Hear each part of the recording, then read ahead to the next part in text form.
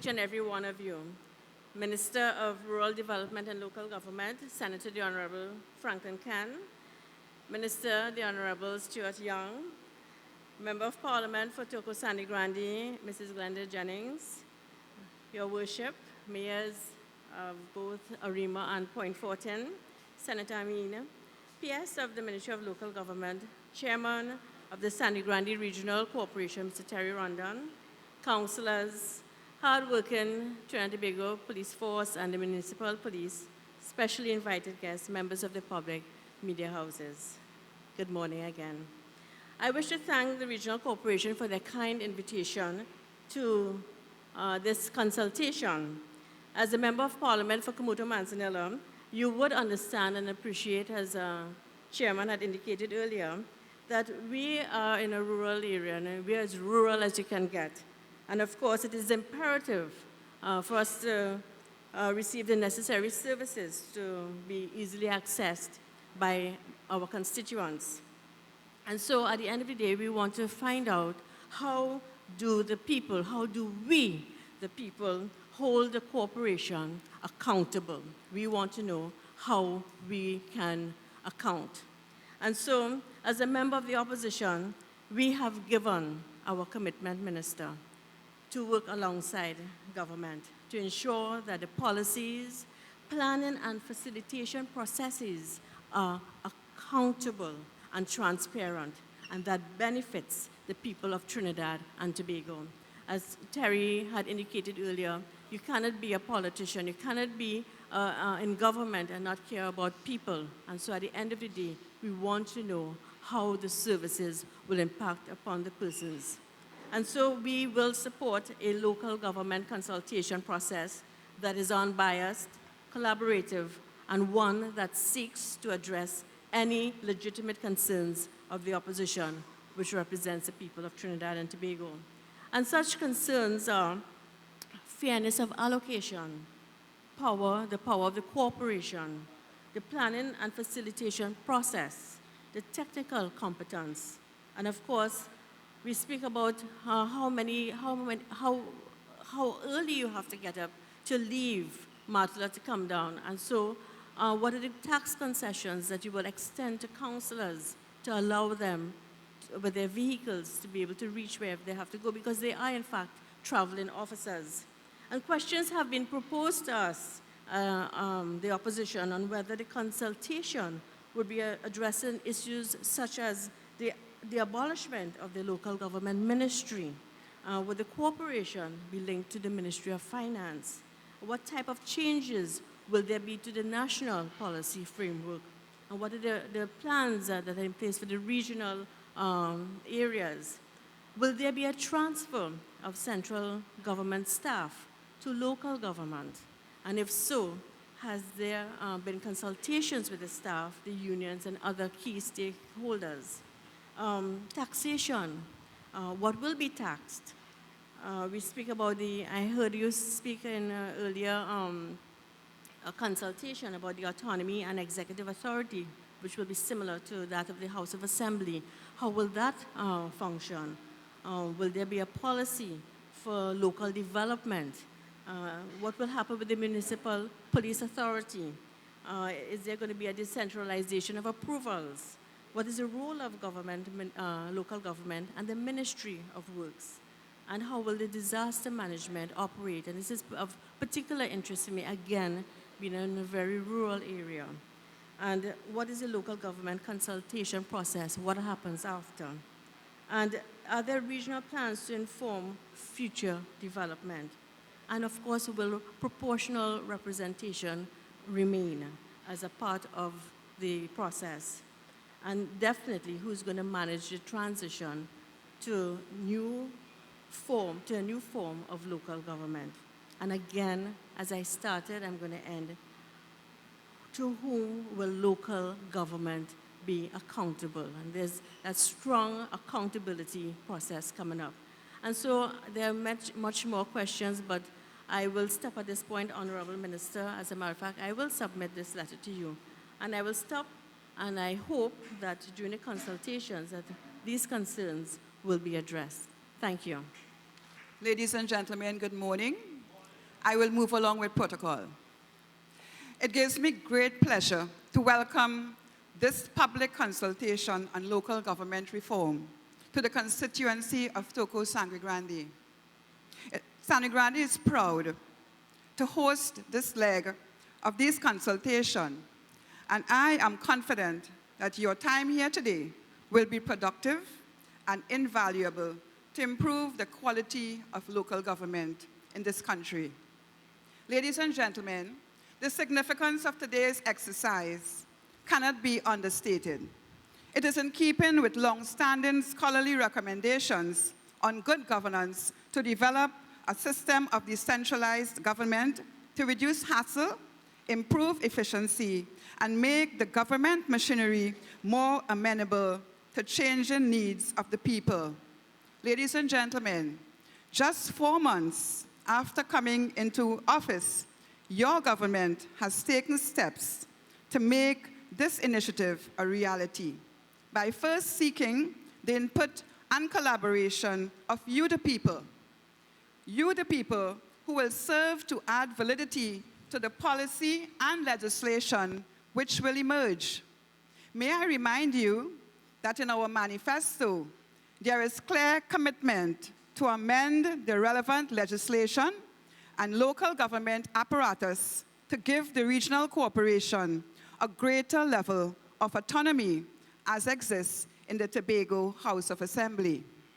According to the UNESCO Human Development Atlas, Toco Sangre Grande has been cited as the largest and one of the poorest communities in Trinidad. We are serviced by the Sangre Grande Regional Corporation, which also has the responsibility for parts of the neighboring constituency of Cumuto and Manzanilla. Honorable Minister, over the past months, I have been listening with keen interest to suggestions and concerns of my constituents. And we look forward to your discourse today on the question of local governance reform. Ladies and gentlemen, this is your opportunity to add your voices to the growing mass of support for this local government reform. As we heard the chairman said earlier, 24 years laboring for changes. Now you have the chance to be part of the process. Today's consultation will focus on wide-ranging questions. And I can tell you, as your member of parliament, I urge you all to make the most of this exercise this morning and make full and constructive contribution to the discussions that you will engage in.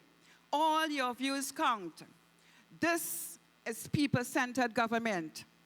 I commend the Ministry of Local Government and Rural Development for putting people first.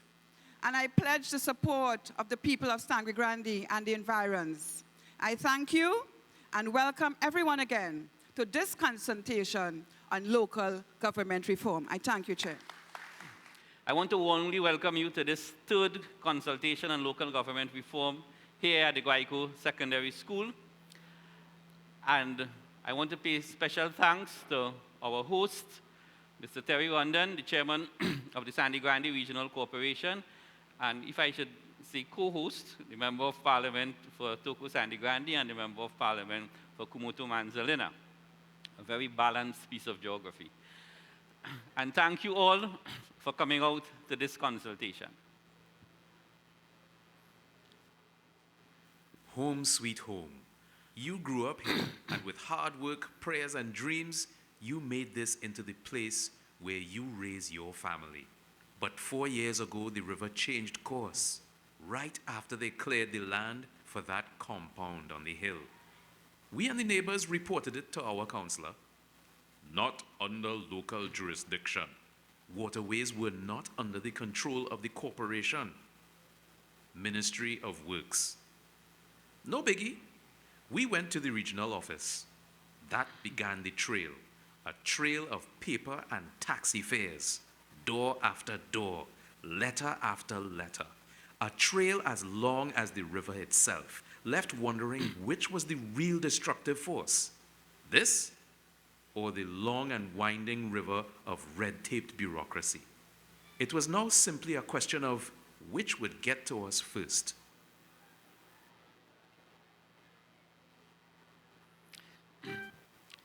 Thank you, ladies and gentlemen.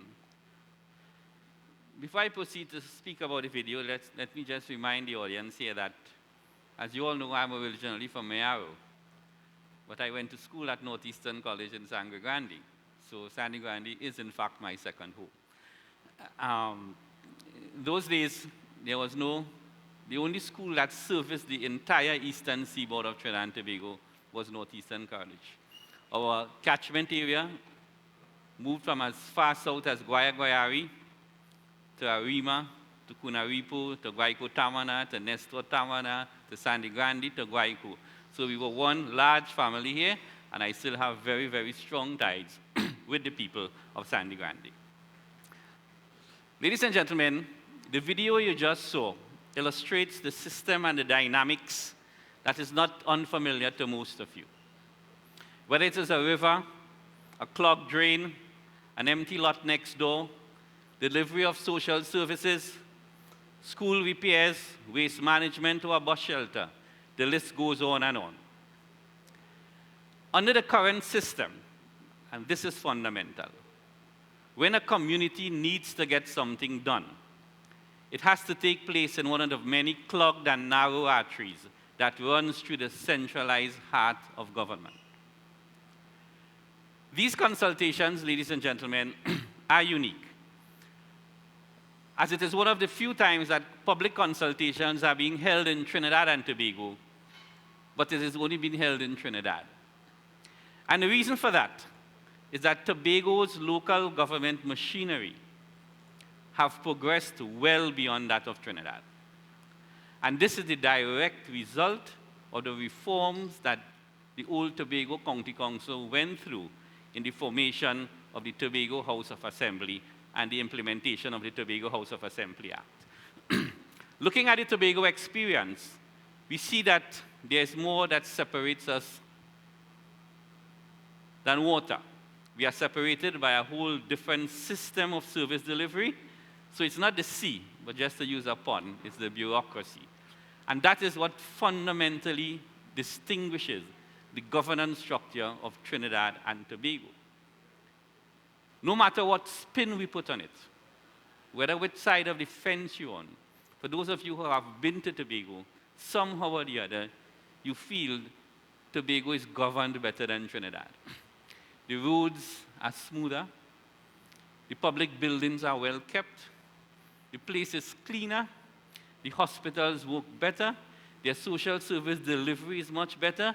You do not have problems of when school opening, how much schools would not be opened, and all these sorts of things, because there is a devolution of authority and power in Tobago that Trinidad sadly lacks. And this is really the fundamental principle behind this empowerment of local government and the local government reform process. Like many communities across Trinidad, Tobago used to have to come to central government for everything. There was a time when Tobagonians had to come to Port of Spain for a passport. There are times when Tobago had to come to central government for authorization on virtually everything, how they maintain their public spaces, how they maintain their heritage sites, how they maintain their public spaces. Ladies and gentlemen, all that is of the past now. So why should, if Tobago has that autonomy, why shouldn't the people of Sangre Grande and environs have that autonomy? Tobago is unique. There's something called a Tobagonian. But isn't there something called a Sangre Grandean? Isn't there something unique about Sangre Grande, about Biche, about Matlot, about Toco, about Grand River? Because you have your own identity, and you create your own identity. And it is incumbent upon a centralized government system to empower you to manage your space, to manage your communities, to manage how you live. Okay? And nobody should take that away from you. And this is, again, is really the fundamental principle that underlies the local government reform process. We will deal with the nitty-gritty. We will deal with how Mr. Stuart Young and his team will draft the legislation. We will deal with how the Ministry of Finance makes its allocation, and Ms. Nualo asked, and I will answer in due course. That is why we are having these consultations. We have outlined a general principle and a general policy, but the actual detail of the mechanics is up to the people. Okay, and that is the purpose of the consultation, how it will be actually implemented. And let me just warn this audience before we start. One of the characteristics of underdevelopment is that nothing transformational happens. You serve a 5-year term, and you just plod along. And by the time you catch yourself, you serve 2 5-year terms, and 10 years pass. That's a decade. And 2 decades and 5 is a quarter of a century. And by the time you catch yourself, a quarter of a century would have elapsed, and you have made no progress from where you started to where 25 years took you after. Because transformation needs transformational leadership. Transformation does not happen by itself. And one of the problems with Trinidad and Tobago is that for whatever reason, whether you're the left side or the right side, things transformational rarely happens in Trinidad. And I want to say here today that I feel proud to be selected by the Honorable Prime Minister as the Minister of Rural Development and Local Government, because these are the 2 fundamental transformational issues that is facing this country right now. Local government empowerment and the creation of a brand new ministry called the Ministry of Rural Development. Before I proceed along the local government agenda, let me just digress for 5 minutes and talk about rural development. Because rural development is fundamental to this empowerment process, especially in terms of corporations like Sangre Grande, Mayaro, Princess Tong, Separia, Pinal Debi, Kuvatabaki, Talparo.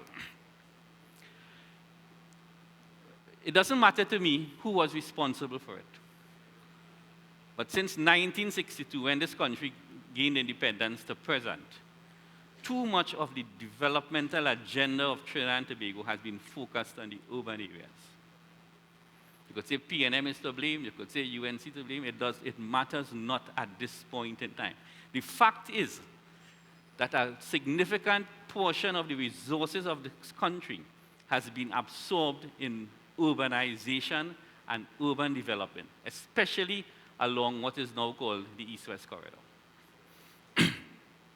To tell you how seriously this administration sees that, and in particular our Prime Minister, Dr. Rowley, we have reduced the cabinet from 33 to 23.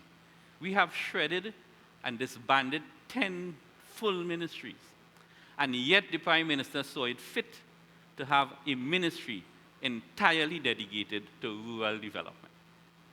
And that is the fundamental stress that we are putting on rural development.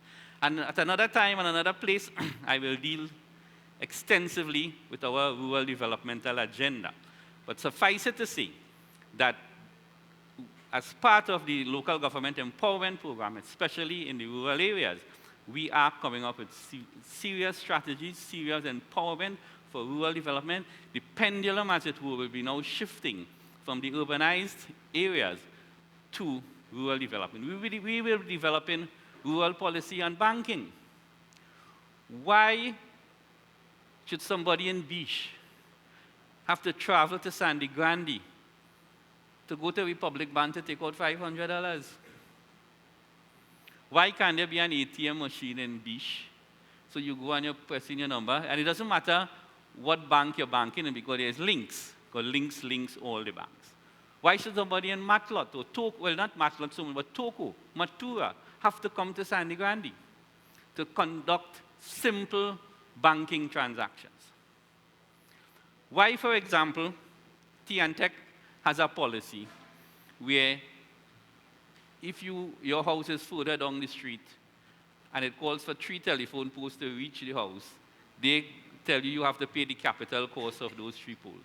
So to get your light somewhere in Kunaripo or somewhere in Balandra, because you're on a side street with no houses, you have to pay $30,000 to get a connection. Somebody in the urban areas do not suffer from that. So the Ministry of Rural Development will be dictating policies, which will be national policies as to how T&Tech has to deal with rural peoples. Housing, for example. Over the years, massive housing estates have been built in Trinidad. La Joqueta, Maloney, Edinburgh 500, you name it. That is not akin to rural development. Rural development, we want village expansions. So you don't have a new community coming to invade your space. So in other words, you go in on the northeastern corner of Trinidad and Tobago, you have a housing settlement in Vega de Opuch, then you have one in Matura, just 20 or 30 houses, so the village absorbs the housing area, and not just bulldoze 300 acres of land or 200 acres of land and build 1,000 houses. So, because fundamentally, ladies and gentlemen, the purpose of the Ministry of Rural Development is not to urbanize rural areas. It's to keep it rural, to keep it country, to keep the relationships that you have built with your families and neighbors, but to bring the amenities to you that currently is enjoyed by the urban population so that you can enjoy your life to the same level as the people in the urban areas. So, over the years, the major impediments that has prevented the local government structure from becoming more efficient and more effective, I will list 4 or 5 of them. First and foremost, political interference. Because, ladies and gentlemen,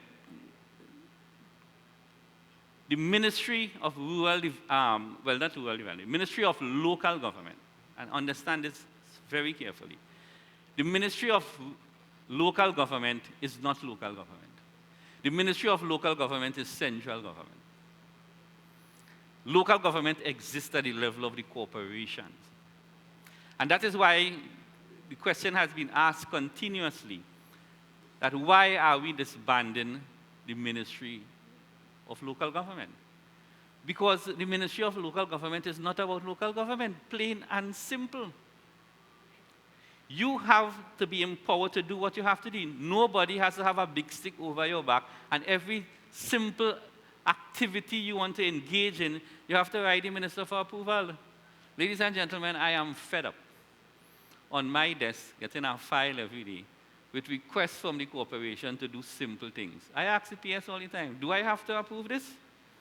She says, according to the law, yes. I do not want to approve these things anymore, ladies and gentlemen. I do not. It should be in the powers, in the hands of the mayor, in the hands of the chairman of the corporation. Simple, simple, simple matters that has to come to central government for approval. That is the devolution process.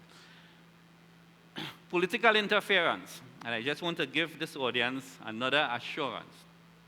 This empowerment that we will be embarking on is not for P&M corporations only. The same power that will be handed to the mayor of Point Fortin, the same power that will be handed to the mayor of San Fernando, to the mayor of Port of Spain, where we have all councillors, all aldermen. There isn't a single opposition member in the city council of Port of Spain. But by the same token, in Penal Debe, there isn't a single P&M member, either councillor or alderman. But the same power that the mayor of Port of Spain will be getting, it is exactly the same power that the chairman of Piaco, not Piaco, Penal Debe Regional Corporation will be having. So I just want to give the assurance that this is apolitical. It is governance. And if the people of Penal Debe voted a UNC council in power, that is their right.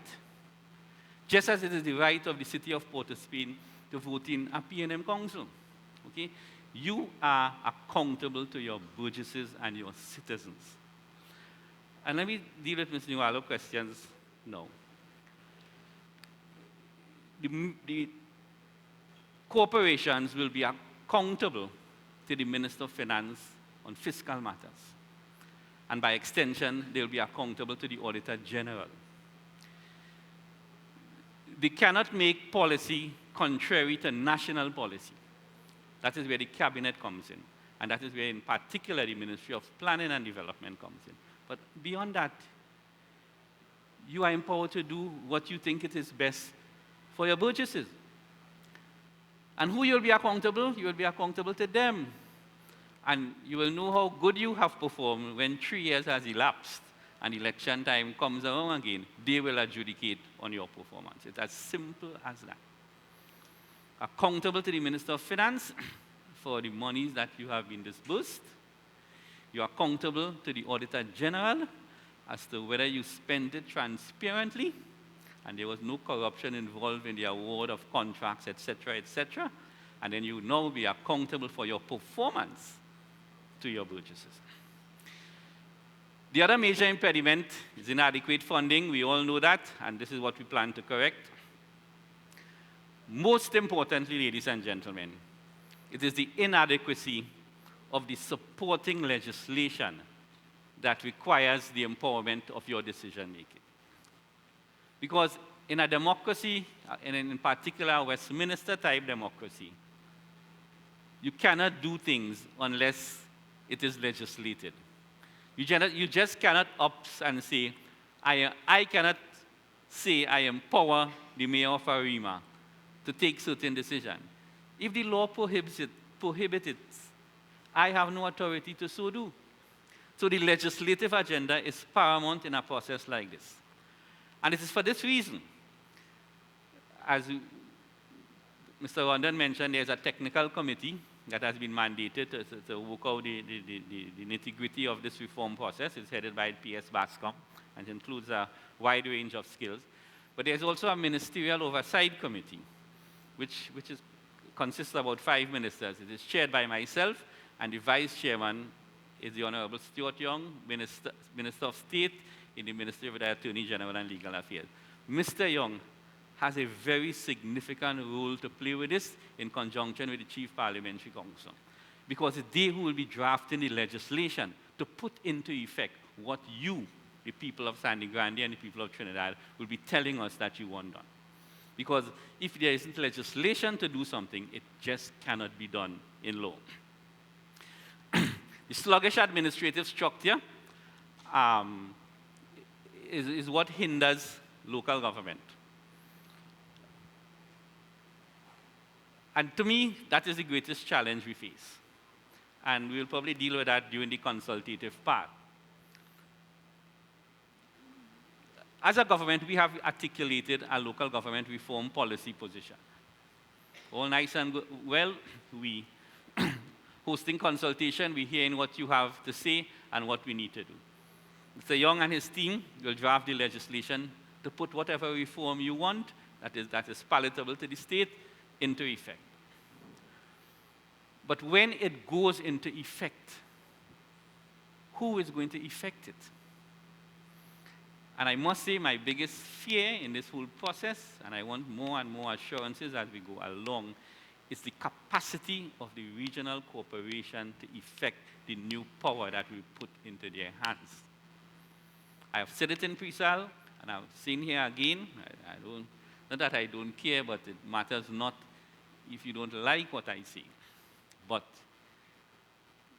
as we speak, one of the most unproductive arm of the state is the regional corporations.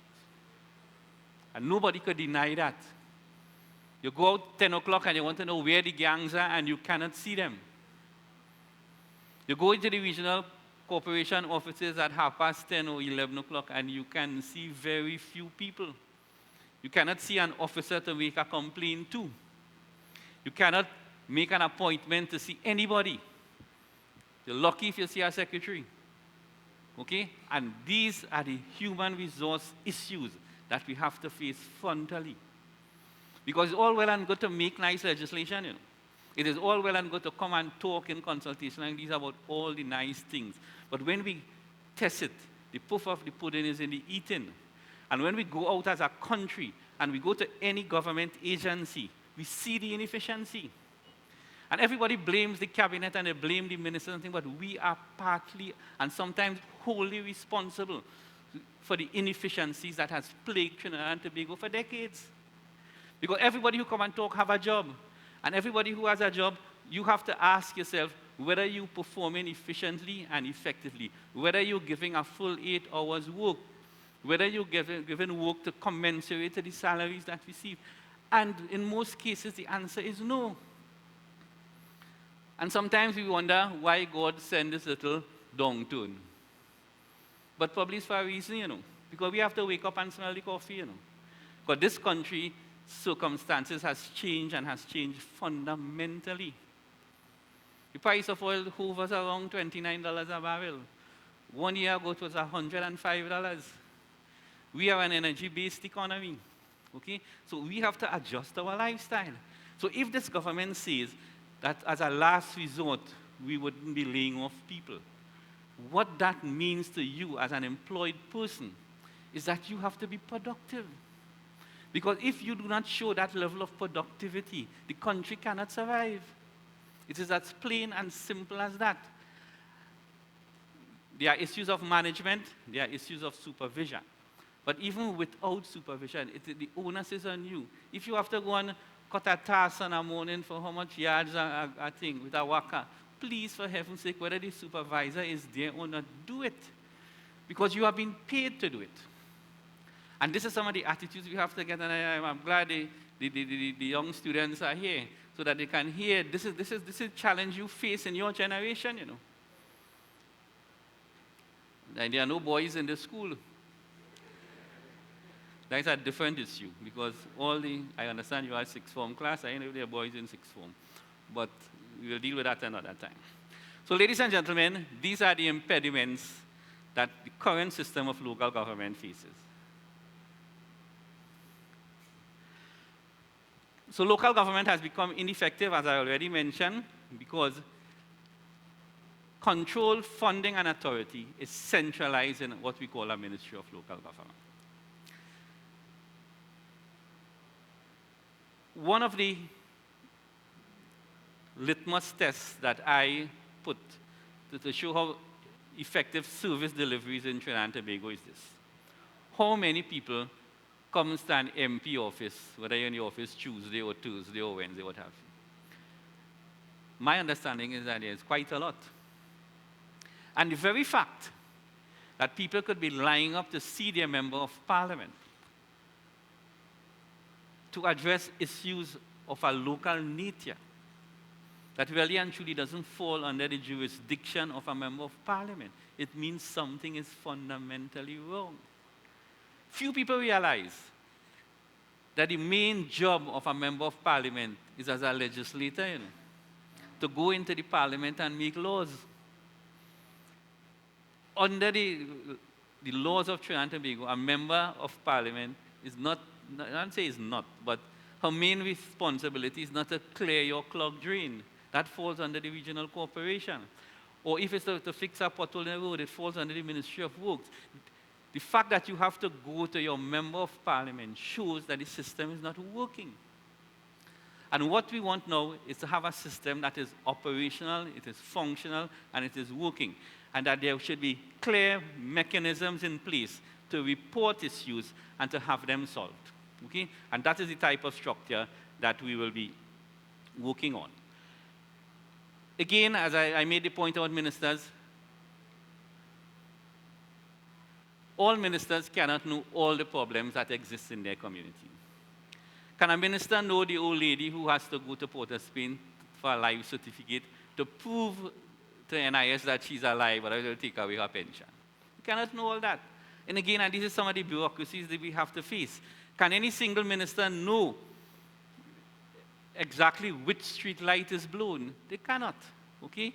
That is a function of the local government agencies, the local councillors, because your first port of call as a citizen and as a burgess is your local government council. So our vision, ladies and gentlemen, is to have a fully operationalized and networked local government system. This is imperative to people-centered development. You have to start to take charge of your lives, you have to take charge of your communities, and you have to take charge of how you organize yourself.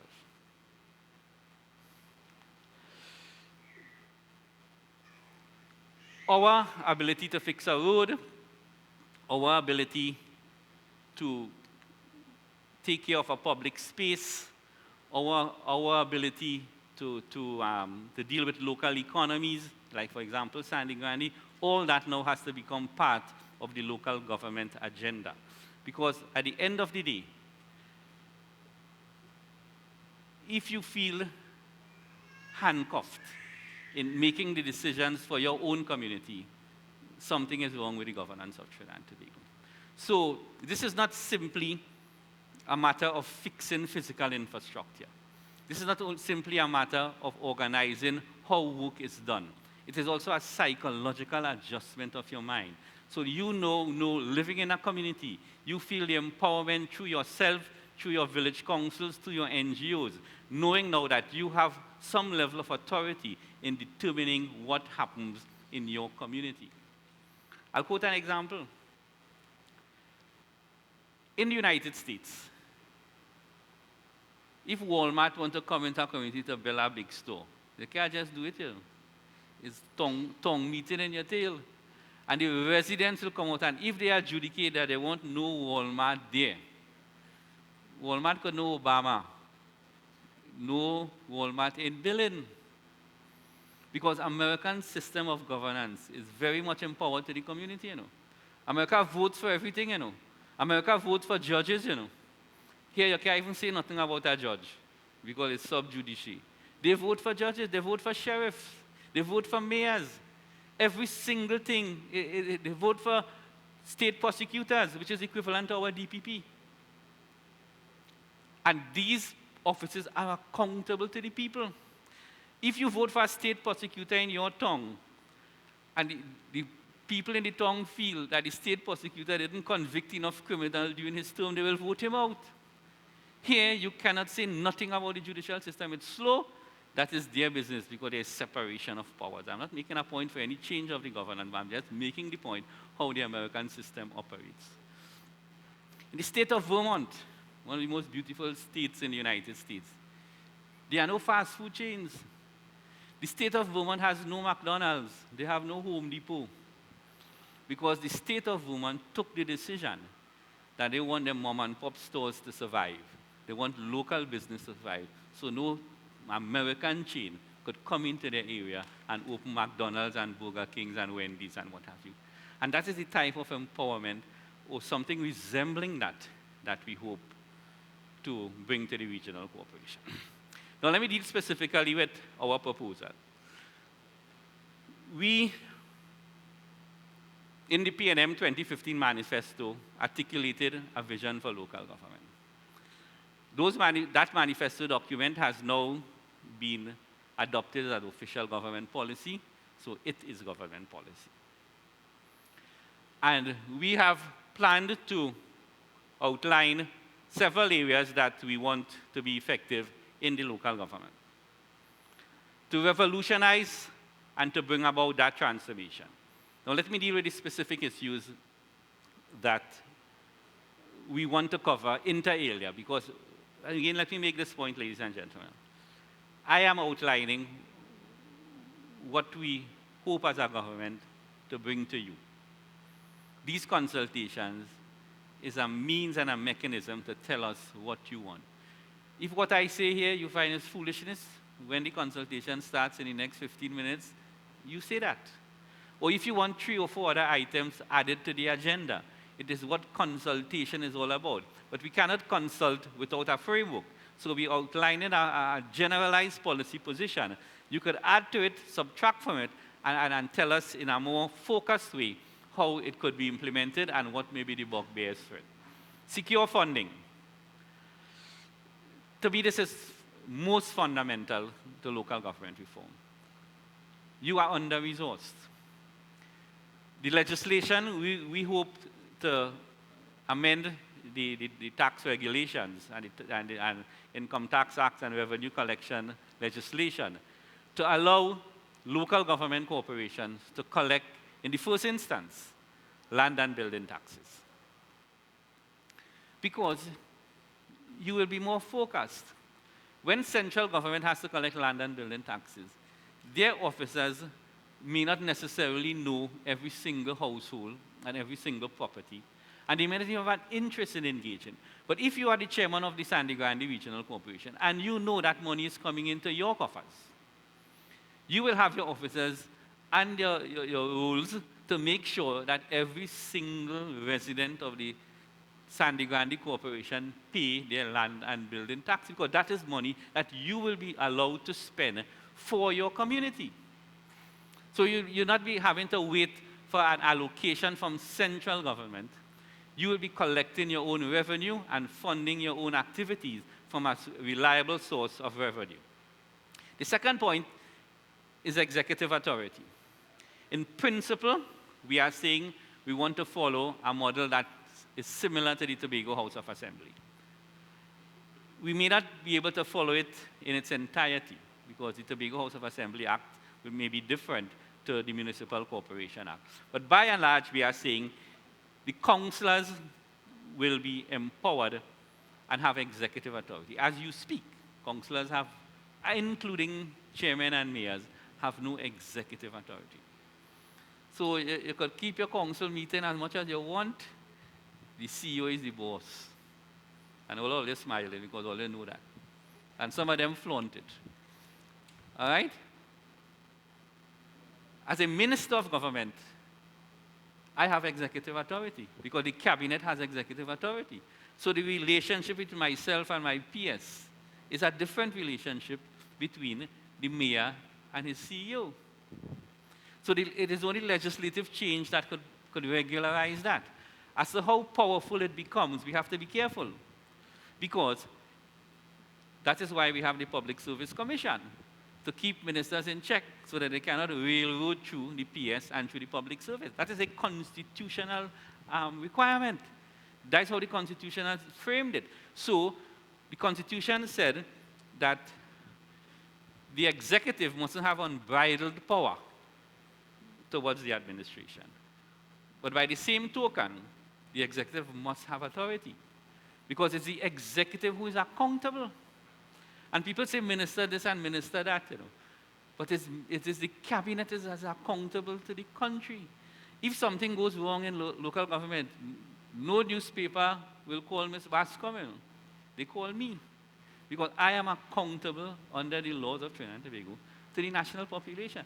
So if I am accountable, and just as a councillor is accountable to his or her burgesses, you must have some form of executive authority to implement. Otherwise, the accountability thing is a farce. It will now call for a different type of councillor. It will call very likely for full-time councillors. And as to what actually will be the administrative structure in a relationship like that, we are still working on the details. We want the input of the audience and from the consultation to tell us what form you want this executive authority to face. Most importantly is new responsibilities. Ladies and gentlemen, the Municipal Corporation Act of 1990, which replaced the old county council system. This used to be St. Andrew, St. David County Council when your mother was the chairman.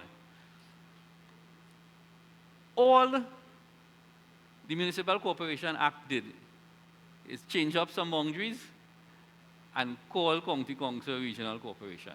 But at its most fundamental level, in terms of the level of authority you wielded, remains actually the same. So local government, whether it's county council or regional corporation, in charge of minor roads, minor drains, cemetery, recreation grounds, and public health, garbage collection, and one or two other things. But basically it was the same. It was just a name change. What we're saying here now is the empowerment at the local level has to be significantly more. For example, Chairman Wandan talked about something wrong with the school. Why should one agency of the state, called the Educational Facilities Company Limited, be responsible for 600 and something primary schools and 200 and something secondary? I'm not sure what the exact figure is. If the regional corporations are responsible for school repairs, I am certain that when the August holidays come, by the time September 5th, 6th, or 7th reaches, the schools will be in place. Because take Sangre Grande, for example. How many secondary schools in Sangre Grande? You have Toco, you have one in Matura, Guaico, Northeastern, Valencia, two down by Northeastern. It's about 10, 8 to 10 for the most. Beach, I know whether Beach falls in Rio Claro here. But let's say at a maximum 10. 18 secondary schools? Okay, 18 secondary schools. That is a small body of work handled by a decentralized agency. It must happen. It has to happen more effectively, more efficiently than from some centralized agency. Social welfare. A counselor's job virtually every day is to deal with social welfare issues. Somebody can't get a pension, somebody want a grant to fix their house, somebody want a food card, somebody want this, that, or the other. So what is happening now is because there is inefficiency in the delivery of social services, the people who actually need the help is not getting it. And when you look at the central budget, this government and previous governments have spent billions of dollars to alleviate poverty. And when you look around, you still see poverty. So where is this money going? The money is going into a bottomless pit of inefficiency. Because the people who are supposed to get it is not getting it. It's a bureaucracy that is absorbing all the value. And that is where your local government representative will come in. And local government representative, because he commands a smaller piece of geography, he will now be able to understand clearly. The local government councillor is supposed to know by name every single person or every single family who is at risk in his or her electoral district. That is the level of detail that we wanted to know. I remember Dr. Oli speaking about, he went to a parliamentary conference in London, and there are some things off England called the Channel Islands, and very rich sort of area with top lawyers. And he was asking one of the MPs there, what is the unemployment rate in Jersey? Hoping that he would say 6% or 7%. You know what the guy said? He said there are 164 unemployed people in Jersey. 164. They had a list of names on a computer. They had what their skill sets were, and they are trying to match them with jobs. We may not be able to ever reach there, but we are trying to get a system in place that at least tries to resemble something of that level of efficiency. Because now, as an MP, everybody comes to you, they say they're unemployed. But really and truly, you don't know what to do, you know. You don't know what database to access. You don't know where the job opportunities lie. You cannot match a name to a profile and to a vacancy. So what we need is data collection. We need software. We need integrated systems to monitor that and have the correct agencies to handle some of these labor issues. And again, as a government, we feel the regional corporations are best fit to handle it. There are a lot of other areas that we will want to include in the local government schedule. Again, it is what you want to see happen. But I want you to get greedy. Don't try to take everything because it will take time. We have a schedule now. You can expand it discreetly, and we will continue to improve the legislation as we go. More effective municipal policing. As I speak, I'm meeting with the Minister of National Security tomorrow to sort of define where we want the municipal police to go. As we speak, we have made a commitment that we will be recruiting 100. Each regional corporation have a full force of 100 officers. So those of you who are 60, we will recruit 40. Those of you who are 5, we will recruit 95. And that policing structure will now, subject to what discussions myself, Mr. Young, and the Minister of National Security would have, is what is the command chain in particular of these municipal police. As we speak, the municipal officers report to the CEO, whether that is an acceptable position or not, or whether it should have a command chain to the Commissioner of Police, because they are in fact police officers. They are precepted, they could carry firearms, they could do whatever a normal police can do. So we're working out those details, and obviously we'll want the best. At the end of the day, we want good municipal policing, which police for your community. So in other words, what I don't want is that if you perceive an officer in the Sangre Grande Regional Corporation misbehaving, you transfer him to Chaguanas. Deal with your issue right here in Sangre Grande. Okay? So the Sangre Grande officers will be assigned to Sangre Grande, and they will command the respect of the community of Sangre Grande. Developmental control, as we all know, there is some level of authority with regional corporations in terms of approving plans and especially giving completion certificates. What we're saying that for simple buildings, you may not have to go to tongue and country anymore, and those could be approved by the regional corporation. Infrastructure works, I have dealt with that already, and we want to have a system in place where we have a feedback mechanism of what type of infrastructure works you want and what type of infrastructure works that you don't want. Another point we want to raise, and we need your input on this, is that as far as possible, we want local contractors to do local work. How we implement that legislatively, we will see how it goes. But it makes no sense that you have a project in Matua and a contractor from Cuba get the contract to do it. It adds no value to the community of Moruga. If a Sangre Grande or Matua contractor gets it, the chances that he will employ people from the area. The people of the area will buy in the groceries of the area. The people of the area, when they get paid on a Friday, will drink a beer in the bar in the area. And that is called the multiplier effect in economics. So it would help boost community activity. It will help boost community commerce and enterprise.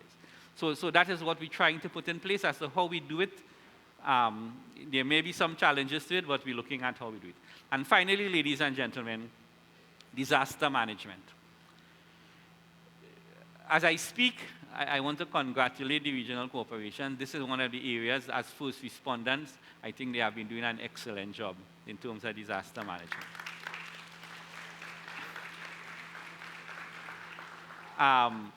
Disaster management falls under the Office of Disaster Preparedness and Management, the ODPM. I got some feedback at one consultation that disaster management should fall entirely under the ambit of the regional corporation. The answer to that is a categorical no. Because at the end of the day, disaster management is a national security issue. Because when a disaster comes, the disaster is not the hurricane or the earthquake.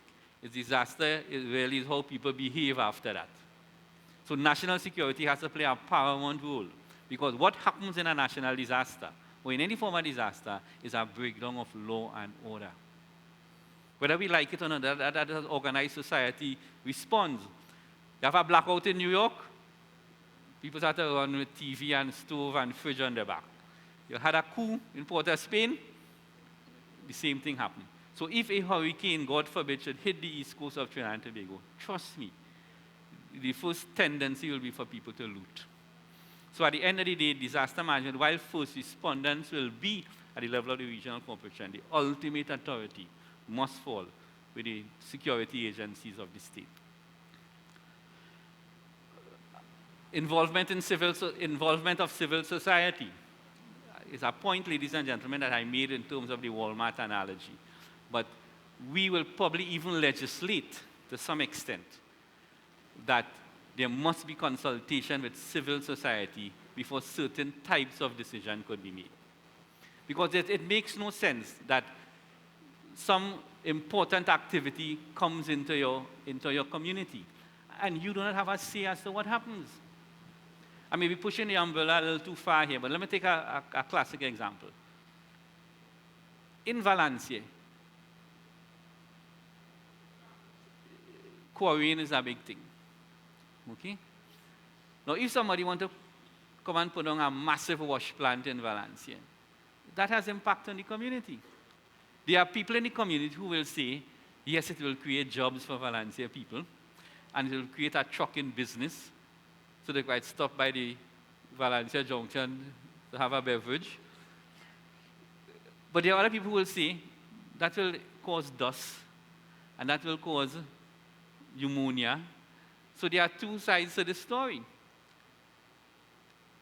A council, probably by itself, should not be empowered to make that decision without consulting the community.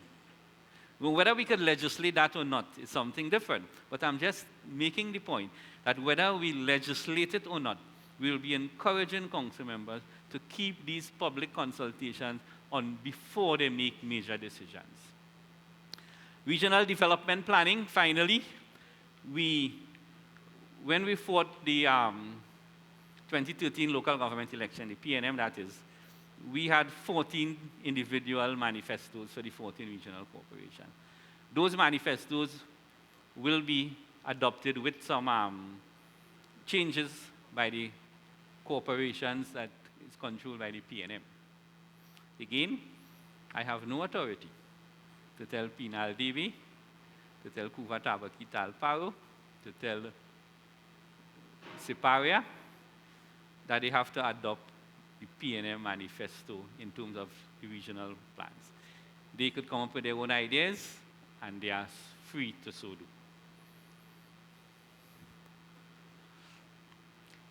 So, ladies and gentlemen, two final points I want to make before I close. Under these reforms, we want some comments on potential boundary changes. As we speak, there are 14 regional corporations in Trinidad. Is that too many? Is it not enough? The point I like to make, but I just make it a passant, is that if we have 14 regional corporations with 14 executive bodies, Trinidad and Tobago will probably be the most over-governed country in the world. It's just something to put in your pipe and smoke it. However, the floor is open on that, whether it should be consolidated into 12, whether it should remain at 14, whether it should go down as low as 10. I cannot possibly see how it could carry it up to 15 or 16. But that is something for serious consideration, because one of the points I need to make also before I close is that when we do legislative changes, you don't do legislative changes every day. So when you do legislative changes and you get onto the parliamentary agenda for this suite of legislation, you have to incorporate the things that you will see that you really need, because to get back into the cycle will take some time. Okay, so boundary changes is open for discussion. Organizational structure, as I said, my biggest fear and the biggest challenge we may face in this issue is how we organize the corporation to handle this level of authority. But I like to make this point, I made it at the other consultation, is this is a golden opportunity for young people. We'll be having 14 new corporations with new administrative structures. We'll be with so much empowerment and so much new responsibility. We'll be calling for new skill sets. We'll be calling for auditors, for accountants, for engineers, for quantity surveyors, for supply chain managers, for all sorts of modern 21st century skills. And we will be giving the young people an opportunity to now fill these vacancies over the coming 3 to 4 years so that they can really contribute to the level of service delivery in the community. We have invested heavily on GATE. We're producing graduates by the hundreds and sometimes by the thousands, but we're not absorbing them in meaningful jobs. Mrs. Amin brought me to task for this in the parliament, but I will say it again. Sometimes we suffer from underemployment. And sometimes underemployment is worse than unemployment. Because you have children. You do not want to send your children to UE. They graduated a bachelor's degree and a master's degree, only to find out that they can only muster a meaningful OJT job, a job that doesn't command the skill sets that they possess through their university education. And sometimes it is more frustrating to that young person. Sometimes they would prefer to be home and keep looking than to go into a job and the boss said, I'm going to copy this for me or go and file that for me. So I'm just making the point that as a nation, we have to try to absorb the graduates that we produce and put these things into the hands of the next generation. Mr. London said this is his last term in politics. I wouldn't make that statement, but the fact of the matter is that, and I will close on this, that we have to put some trust in the next generation of leaders in Trinidad and Tobago. This, to me, this local government reform is opening space for the next generation. And I really commend the organizers of this meeting today to include some sixth form students from this school, because really we're doing this for them. Okay? And we want them to be engaged, and I think as far as possible, we will want to include a component of students in this local government reform process, because I think that is an extremely great idea. So ladies and gentlemen, that's my story. That's the story of the Ministry of Rural Development and Local Government, and that is the story of the government and people of Trinidad and Tobago. I want to, before we show our final video, I want to ask you that when Minister Young and I take the stage, feel free to make any comment you want, without using obscene language and aggressive language. But nothing is taboo. If you feel what I have said is foolishness, say so. If you feel we missed the ball, say so. If you feel it was good, say so. If you feel we could add a couple things to it, say so. But today is your day, the people of Sangre Grande, to make your voices heard as we build the agenda on local government reform that we hope should be completed at least to the level of putting the legislation in Parliament before the next local government election, which is due sometime October, November, December. We're looking at putting everything in the Parliament to a joint select committee, say about September, early October. So thank you all very much. Well, we have one last video to show.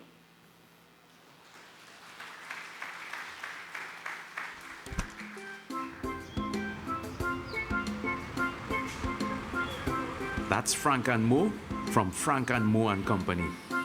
They checking out that construction going on up the hill across the river.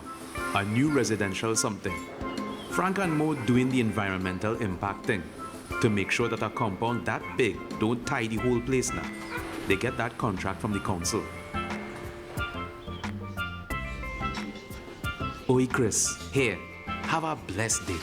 Oops, almost forget my breakfast. Thanks Shireen, you too Nibs. Texted in my order since I get up. And in May, local theatre company School Street Performance Group premieres its new musical at the School Street Community Centre in May. I in that. A couple years ago, there was no local news. And even if it had any, I absolutely wasn't taking out no iPad to get nothing, nowhere around here. But things different now. That's Maureen making her way to the new clinic. Local taxes build that. Carla just moved back from Canada. Toronto have nothing on School Street. Oh, by the way, that's the school they named School Street after. My brother worked on the new ventilation system for them. Culo Brizo. His office is 3 streets down so. On time. Yes, the bus is CNG. We petitioned for a few more and we're working on insisting that only CNG buses can use our length of the bus route. The carbon monoxide destroying the limestone caves in the quarry, and that will kill the tourism in the area. Now I see that the Cumuto Council and the Pointe-a-Pierre Council asking for the same things. We's pioneers. Okay, ladies and gentlemen, that video was intended to juxtapose against the first one, and so what exists currently and what could potentially exist in the future. You may call that utopia, but at least let's strive to achieve some of those things. Again, I thank you very much, and I invite Mr. Young to take the stage. Minister, what you have outlined is a rather comprehensive, multi-layered approach. And this question is inspired by a conversation I had with a lady at the back. So I hope I'm not, short-circuiting what she has to say. But there would be a concern in terms of the time frame for implementation. Certainly the initial version of what you have offered, what would you say would be a reasonable time frame for implementation of some of these things? Well, nothing can happen without legislation, and that's why we have Minister Young here in particular.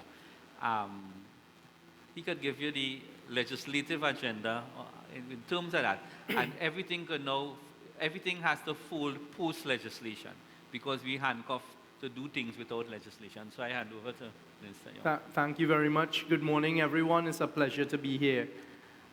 The good news is, working parallel to these public consultation programs, we have the technical committee that you heard the minister refer to. On that technical committee, we have one of our most senior draftspersons on the committee, and we are working assiduously. So as we go along and policy decisions are being taken, we're also drafting.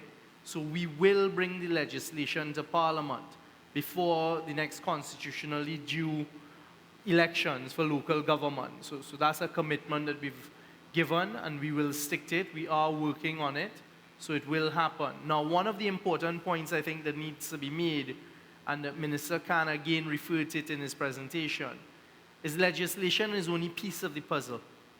All right, so we will provide the legislation. You now need the administrative side. So I think what I'd like to say to all of the communities is start having those discussions with the corporations. All of the corporations start thinking through the implementation side, because too often we get caught up focused only on the legislative side. We will provide the parameters, we will provide the framework, we will provide the legal way and means for it to be achieved, but the implementation is going to come down to each and every one of you. Thank you. This gentleman, and can you please identify yourself and proceed with your question? I am Pastor Courtney Francois, Minister of Religion, and I'm very happy to be here. Good morning, everyone. Morning. I just have 2 contributions I would want to submit today. As I said, as a Minister of Religion, I'm very saddened with the level of poverty we experience in this region. And there's no question in our minds that we are at the bottom of the ladder in terms of Trinidad and Tobago as a region as it relates to poverty. One of the things I would want to submit that I think is integral to the development of local government, you alluded to it in terms of one of the international countries you mentioned, but the name of the country eludes me, where we would have a system where we would know for certain the exact amount of people in every village that is under the poverty line. And that we are able now to determine if it is Guaico, if it is coal mine, we have 100 here, we have 300 there. And that is public knowledge that is published on a website. We would like to know now that you're approaching to treat with it in terms of reduction, what are the specific measures that we are engaging? So that if you have 3 years, we know in the first year, your attempt to reduce 300 persons from under the poverty line, we know that you built a factory, and in the first year, it absorbed 100. We know in the second year, we only have 200 remaining to treat with, and that is also publicly published. Additionally to that, we would like to know all major stakeholders, churches, and all other bodies. We need to know now if there is employment opportunities available, that it is also published so that we could put it in our bulletin and what have you and say, in coal mine, there's an opportunity coming up, 50 persons would be employed, you all go down there and see how you could benefit from it. But we don't want also, the technocrats like to deal with percentages, but the lay person, we want to deal with the number. Don't tell me how much is the percentage in reduction, tell me whether it's 10 or 15 persons. The other contribution I wish to make quickly, I'm not hearing too much about how we reform the indigent and those who are getting in close running with the law and stuff like that in relation to local government reform.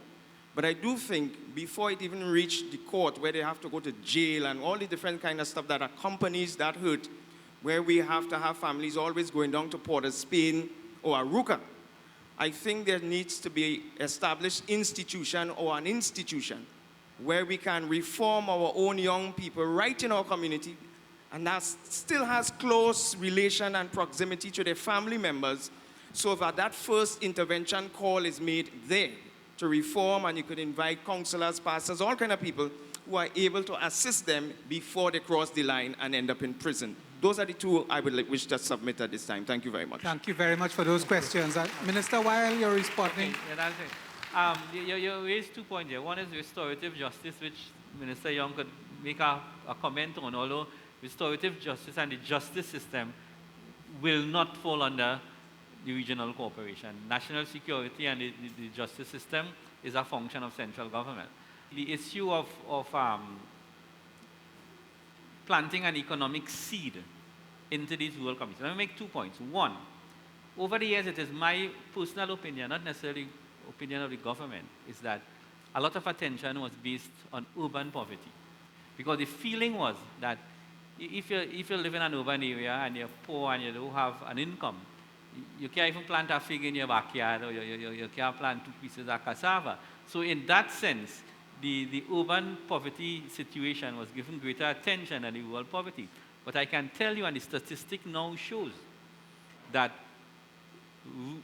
rural poverty is probably greater than urban poverty in Trinidad and Tobago, because Toco Sangre Grande, the Sangre Grande Regional Corporation, parts of Princeton, especially in the Moruga area, and part of the Southwest Peninsula, especially down in the Cedros, the Cacos, Bonas area, these are areas that has high level of poverty.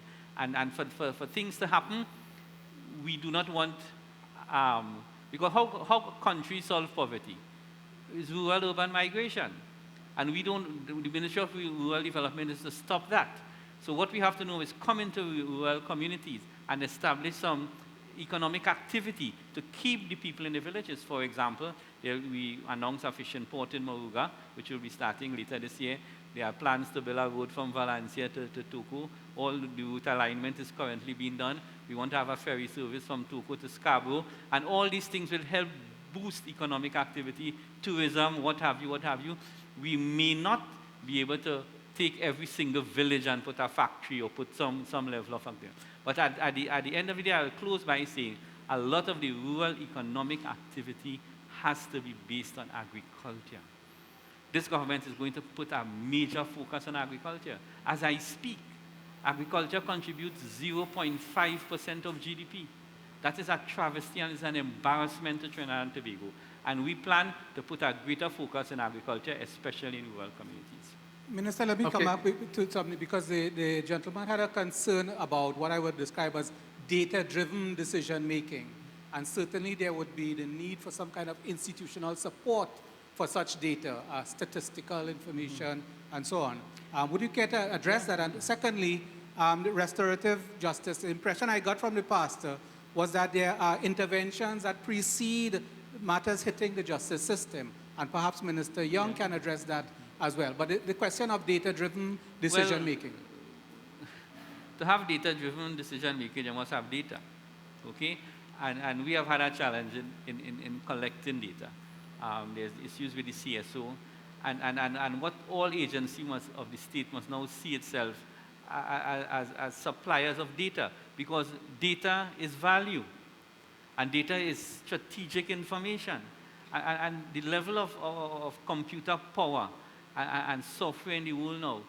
Sometimes I am baffled as a country that we don't have access to more pertinent data on every aspect of human endeavor. But it's something we are addressing. All right, just to take up on the first point before we get to the restorative justice very quickly. We are going to work into the system a budgetary process that will be similar to what you see taking place with central government and parliament. So each regional corporation will be required to come on an annual basis to its burgesses and its citizens and present how it expects to spend the money, the expenditure part, and there will be built in as well, probably on a semi-annual basis, a need to again present via town halls, etc., to answer the questions that burgesses and citizens may have. So that's going to help with the accountability and the transparency. With respect to restorative justice, as Minister Khan said, that does not fall into regional corporations and local government reform, but you'll be happy to know that at the Attorney General's office, we are working on a suite of legislation to do with children, and as part of that process, we're going to have something revolutionary called peer testing, peer assessments, where with respect to minors, they actually have the opportunity, if they've been charged with a crime and they admit to it, to then present themselves to their peers. It'll be a group of trained peers to discuss what the sentencing, it wouldn't be sentencing, but what would be meted out to them. And we're hoping that will be the first step towards the type of restorative justice you're talking about. Go right ahead. I'll step right up to the microphone, please. Good day to the world. My name is Uric Stephen Williams. I'm following in the footsteps of a guy they used to call Eric Eustace Williams. Both name uses 19 letters from the alphabet. My name, Stephen, is similar to the name Solomon. It starts with an S and it ends with an S. And on the 12th of December, 2015, Frank Sinatra would have been 100 years old if he was alive still.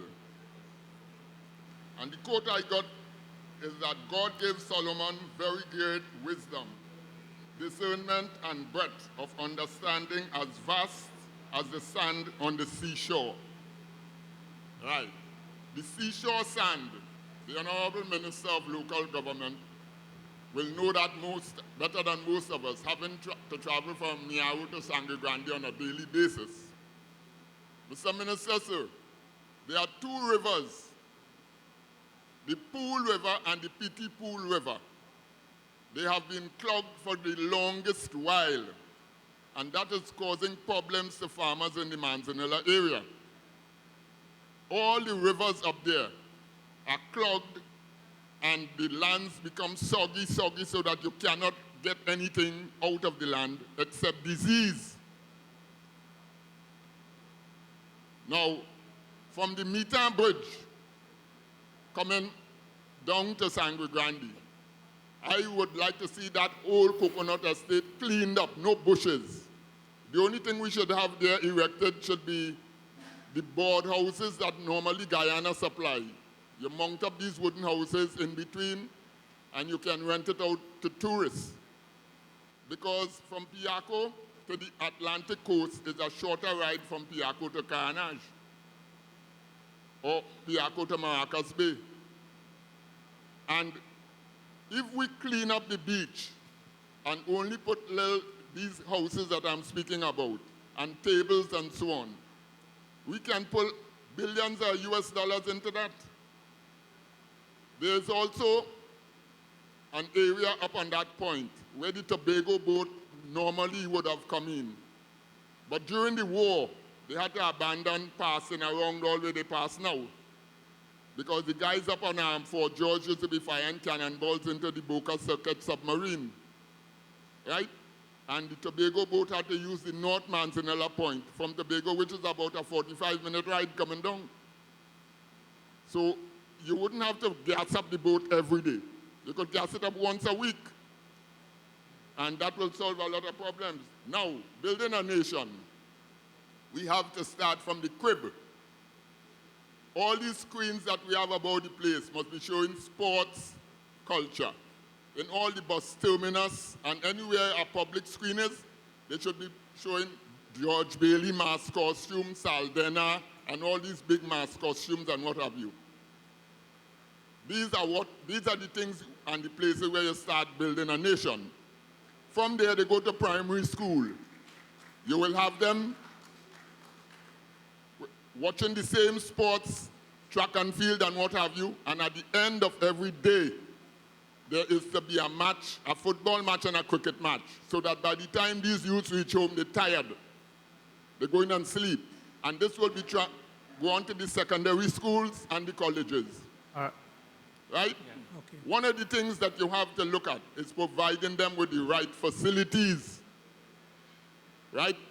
Good cricket grounds, good football fields, and table tennis equipment and all the different types of equipment. I want to close by saying this. Football is a bullying game played by gentlemen. Cricket is a gentleman's game played by crooks. Every day you pick up the paper, you see some cricketer in front of the court for some match fixing. You don't hear that with football? Thank you very much, sir. Thank you very much, Mr. Williams. Just a quick response on the pool and pity pool. I'll bring up that matter with the Drainage Division of the Ministry of Works because on the face of it, those rivers should be kept clear. And the Metan Bridge and the Manzanilla coastline, yes, I traveled there for years from Mayaro to Grande to come to school. At one point in time, I felt I knew exactly how many coconut trees there were from Mayaro to Grande. Having said that, it is one of the most pristine drives in the country. And it is my thinking that one day the state should acquire that entire piece of land from the Nariva River onto the Manzanilla coastline for a national park. Because I wouldn't like to see that those coconut trees destroyed and just houses start to go up there. But the Minister of Planning is here, and the Sangre Grande Regional Corporation, of which that coastal strip falls under their jurisdiction. This is one of the projects I hope you all could consider, because it is ideal for a national park. We have quite a lot of people queuing up, right? So if we could get quickly to the questions and understand that whilst I understand this is an opportunity for people to zero in on things that may be affecting you in your various communities, ultimately what we're here discussing is the local government reform. All right? Good morning. My name is Ralph Miners. I work at the Sangre Grande Regional Corporation. There's two issues that have bugging me for the longest while. One of the problems is that as I work at the Regional Corporation, I'm surprised to see the LHA workers not here this morning. They said they was not invited. And LHA is one of the biggest problems. You're cleaning the drain and all the slush on the road for months. For months, you take out slush from a drain and you put it on the side of the road and nobody is to move it. Months passing and you're seeing slush on the road. The next problem is that we have two public facility in Sangre Grande. And for a whole year now, this facility not functioning. And the corporation have workers. What is the problem that this facility is not functionable? Okay, gentlemen, before you continue with that, what would you propose should be in place to ensure that these things don't happen? I propose that the supervisor who sending the people to clean the drain, together with the contractor who's supposed to be taking out the rubbish, supposed to be blazing on a more regular basis, so that will not happen. And that you have some system of accountability, which was mentioned in terms of the general framework. My name is Gabriel Henderson, retired public servant, and hold about 5 portfolios in the Republic of Trinidad and Tobago. I want to commend the Minister, Franklin Khan, so much for initiating, and also by extension, Minister Stuart Young, for implementing and having conversation with local government reform. And I believe the main advocate for this is Martin Terry Rondon, the present chairman, and the councillors and all those who organized this reform. I think they need a round of applause for putting all things in place this morning. Minister, I don't want to reiterate what you have already said. Apparently you were peeping to my notes. But I just want to emphasize political interference. And I know Mr. Martin Terry Rondon had been forcing all the time to have this eliminated. You have heard him said he doesn't put political symbols in place when he's doing local government work. So I want to emphasize the unity in all the corporations, as you have mentioned before.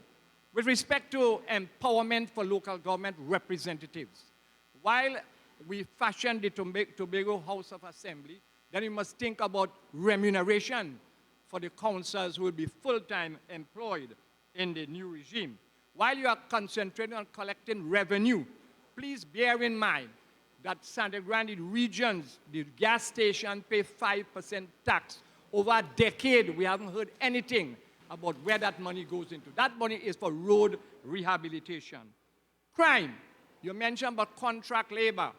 This will, get into gang labor. And this is a major cause of crime in Trinidad and Tobago. So while we could emphasize contract labor at the local level, let us bear in mind that we could also reduce crime. You mentioned about including the young people here at the school, and they are here today. But where are the boys?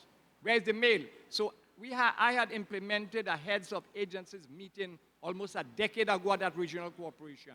And we need to include people like young people, sports club, police youth group, and so on in that meeting. And finally,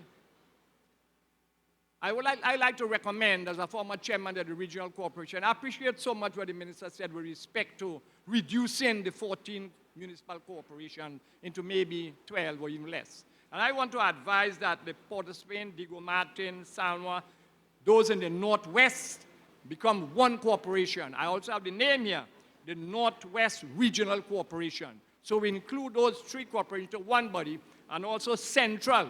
You have the Central Regional Corporation, so you already have 12 to work with. And finally, ministers, I just want to emphasize as a minister of religion that we have prayers in all our meetings. We have a national prayer at the regional corporation that's more than 20 years old. Since Act 21 of 1990, it hasn't changed. But needs change.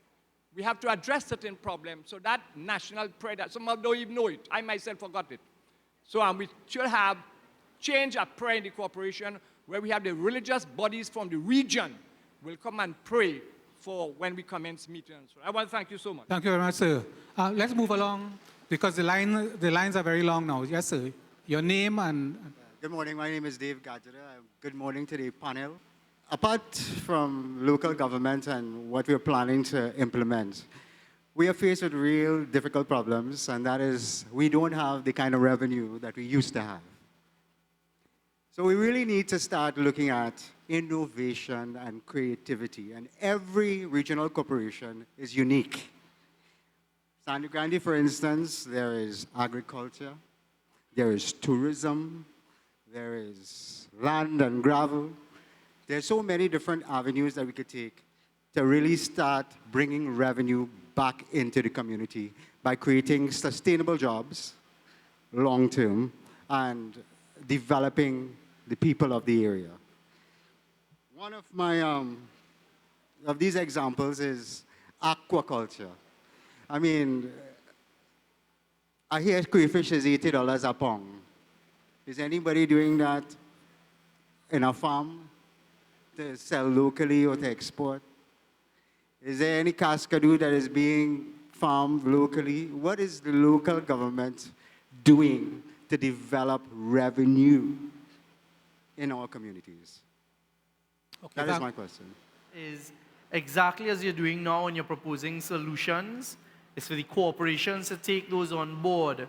And each corporation would be now more in charge of the region. So if it is they want to get into the aqua farming, etc., those would be the projects that it can direct its revenue to. Because somewhere like the Sangre Grande Regional, as you said, you'll have a different landscape compared to, for example, Port of Spain. So each corporation would now be more empowered to make the decisions for its citizenry. Thank you, Mr. Stewart. Madam, you've been waiting for a while. Okay. Good morning, everyone. My name is Marva Neptune White, and I'm resident of Ambassador Avenue, Blake Avenue, Picton Road Extension. Now, based on what you said with the 14 corporations, I think that's a good idea because it will be more personal. Every corporation will be like, Sandy Corporation will represent Sangre Grande, so you have a personal interest in it instead of making it too wide. A word I would like to mention to the Sangre Grande Regional Corporation workers and even Ministry of Workers, to take pride in your job. You know, we don't have a job and we complaining and complaining, and when we do get to work now, they can't find us working. So if everybody take pride in their job and be honest and truthful themselves to give an honest day's work for an honest day's pay, things will be done. As much as this government is trying to put things in order, the onus is on us. And if I do not take cognizance of myself and say, watch, what can I do to make it better for me? All this plan will be of no avail. We must all take responsibility, and this is our country, this is our, and make sure and do our job honestly. Now, I was asked to come here this morning to relate the price of the woes and the plies of our problem in Blake Avenue Extension. But I realize is that from what the information I got is more for local development, but I'd still like to mention that we are living, I'm living there since from the previous government, and even before that when PNM was there, and we have no electricity. Last year, a girl was raped repeatedly because no children going to school without clothes being ironed to go to school. You can't get up in the morning and prepare breakfast because of the darkness. So we have an electricity problem that we like to address. There's also an infrastructural problem in our area, no drainage with the roads and so on. We have unemployment problem.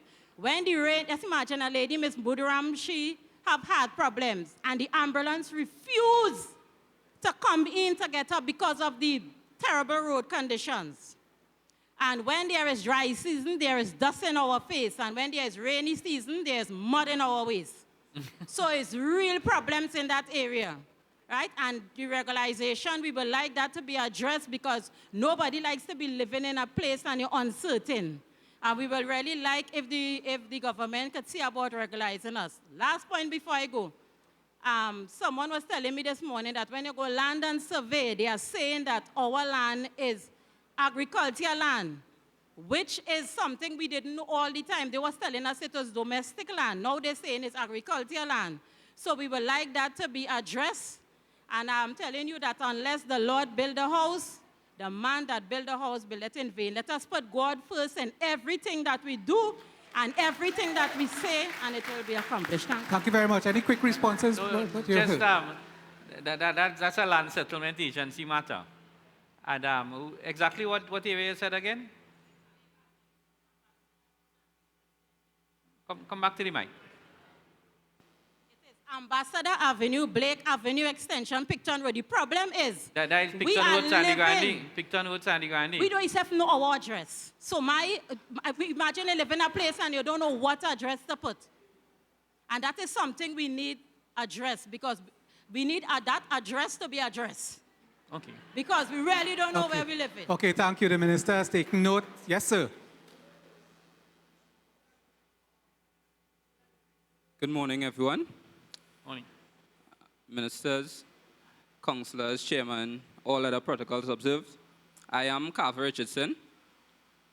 My question this morning is on regional development planning, right? And the question specifically is, what would the legislative amendment cater for meaningful regional development? And this question is really predicated on the fact that specifically Sangre Grande has been left behind for the past quite some time. That's a good expression. And Toco Sangre Grande, right, the whole of Toco Sangre Grande. And the fact remains is that there have been development documents. There's a Sangre Grande Spatial Development Plan, which is a public document, right? And I believe it was done by the People's National Movement prior to the People's Partnership Government, all right? And we are speaking about really developing the area, and you want meaningful development in the area, but there must be a partnership between private and the government, right? So the question really is, would the legislation take into consideration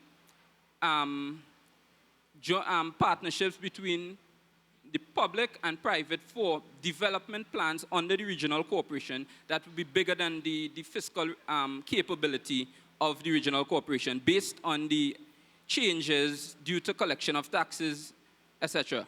Thank you for that question, Minister Young. Thank you. It's a number of areas you'll be touching there. The first is at a national level, the planning and decision making as to what areas of Trinidad would be developed in certain ways would remain with the Ministry of Planning. What we'll be doing is giving the various regional corporations more autonomy in terms of when it's approved and you're building in the various areas, you'll get that permission from the regional corporation. Just a point on public-private partnerships. As we speak, the regional corporation cannot enter into a public-private partnership on their own accord. Again, the jury is still out on that. We could have discussions as to how it could be handled, if at all, and whether it will be addressed. But it's a good point that we need to flag. Thank you, Minister. Yes, sir. Good morning, Mr. Khan and Ms. Young. Morning. My name is Francis P. I'm the building inspector in the Sangre Grande Regional Corporation. There are two questions. One, Minister Khan raised about capacity. In our corporation, and I've been in local government for 20 years, we don't have the required staff. PS will tell you we don't have public health inspectors, we don't have WS3s.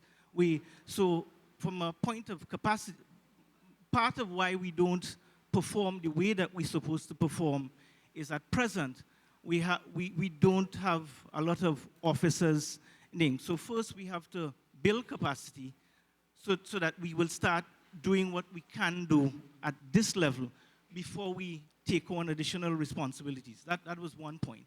The other one, I was glad to hear you say that the minor developments and building plans would be approved at our level, because in 2014, the Planning and Facilitation of Development Bill was passed.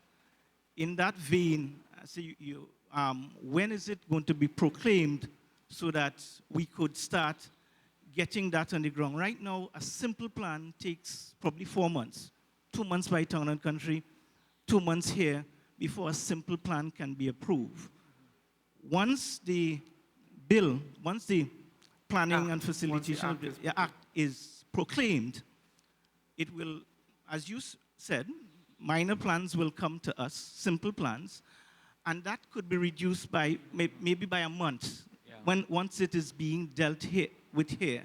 So if you could give, because we've been working for 20 years to get something like this off the ground, and that was my 2 comments that I made. Thank you, sir. Yeah, that act falls under the direct ambit of the Minister of Planning and Development. But suffice it to say that prior to the election, as a party, we expressed certain issues that we had with that legislation.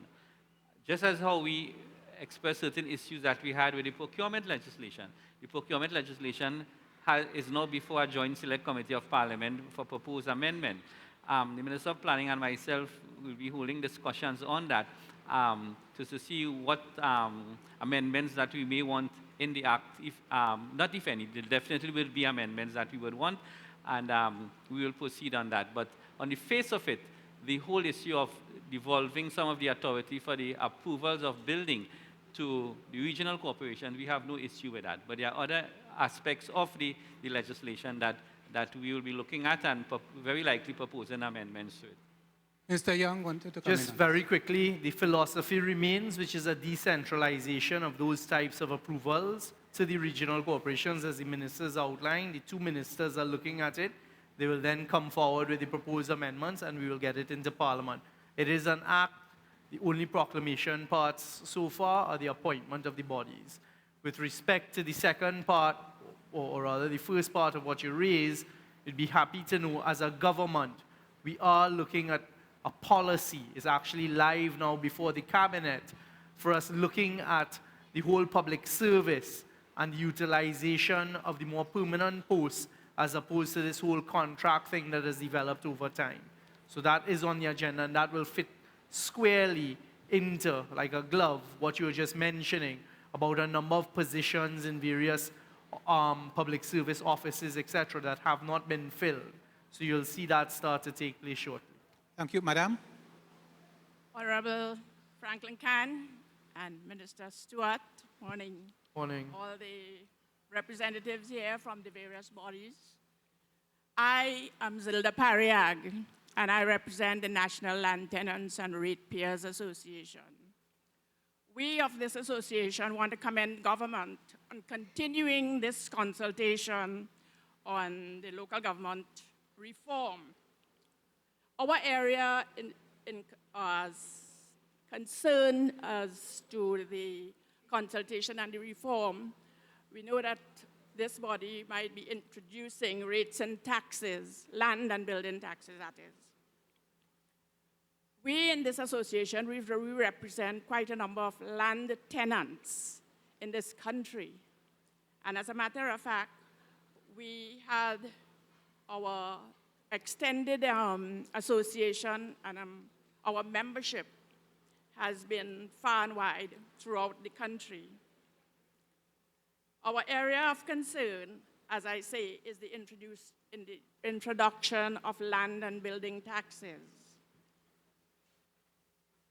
We know that government has quite an issue on their hands with squatting, mostly in the government reserves, that is in the Millau and Valencia area.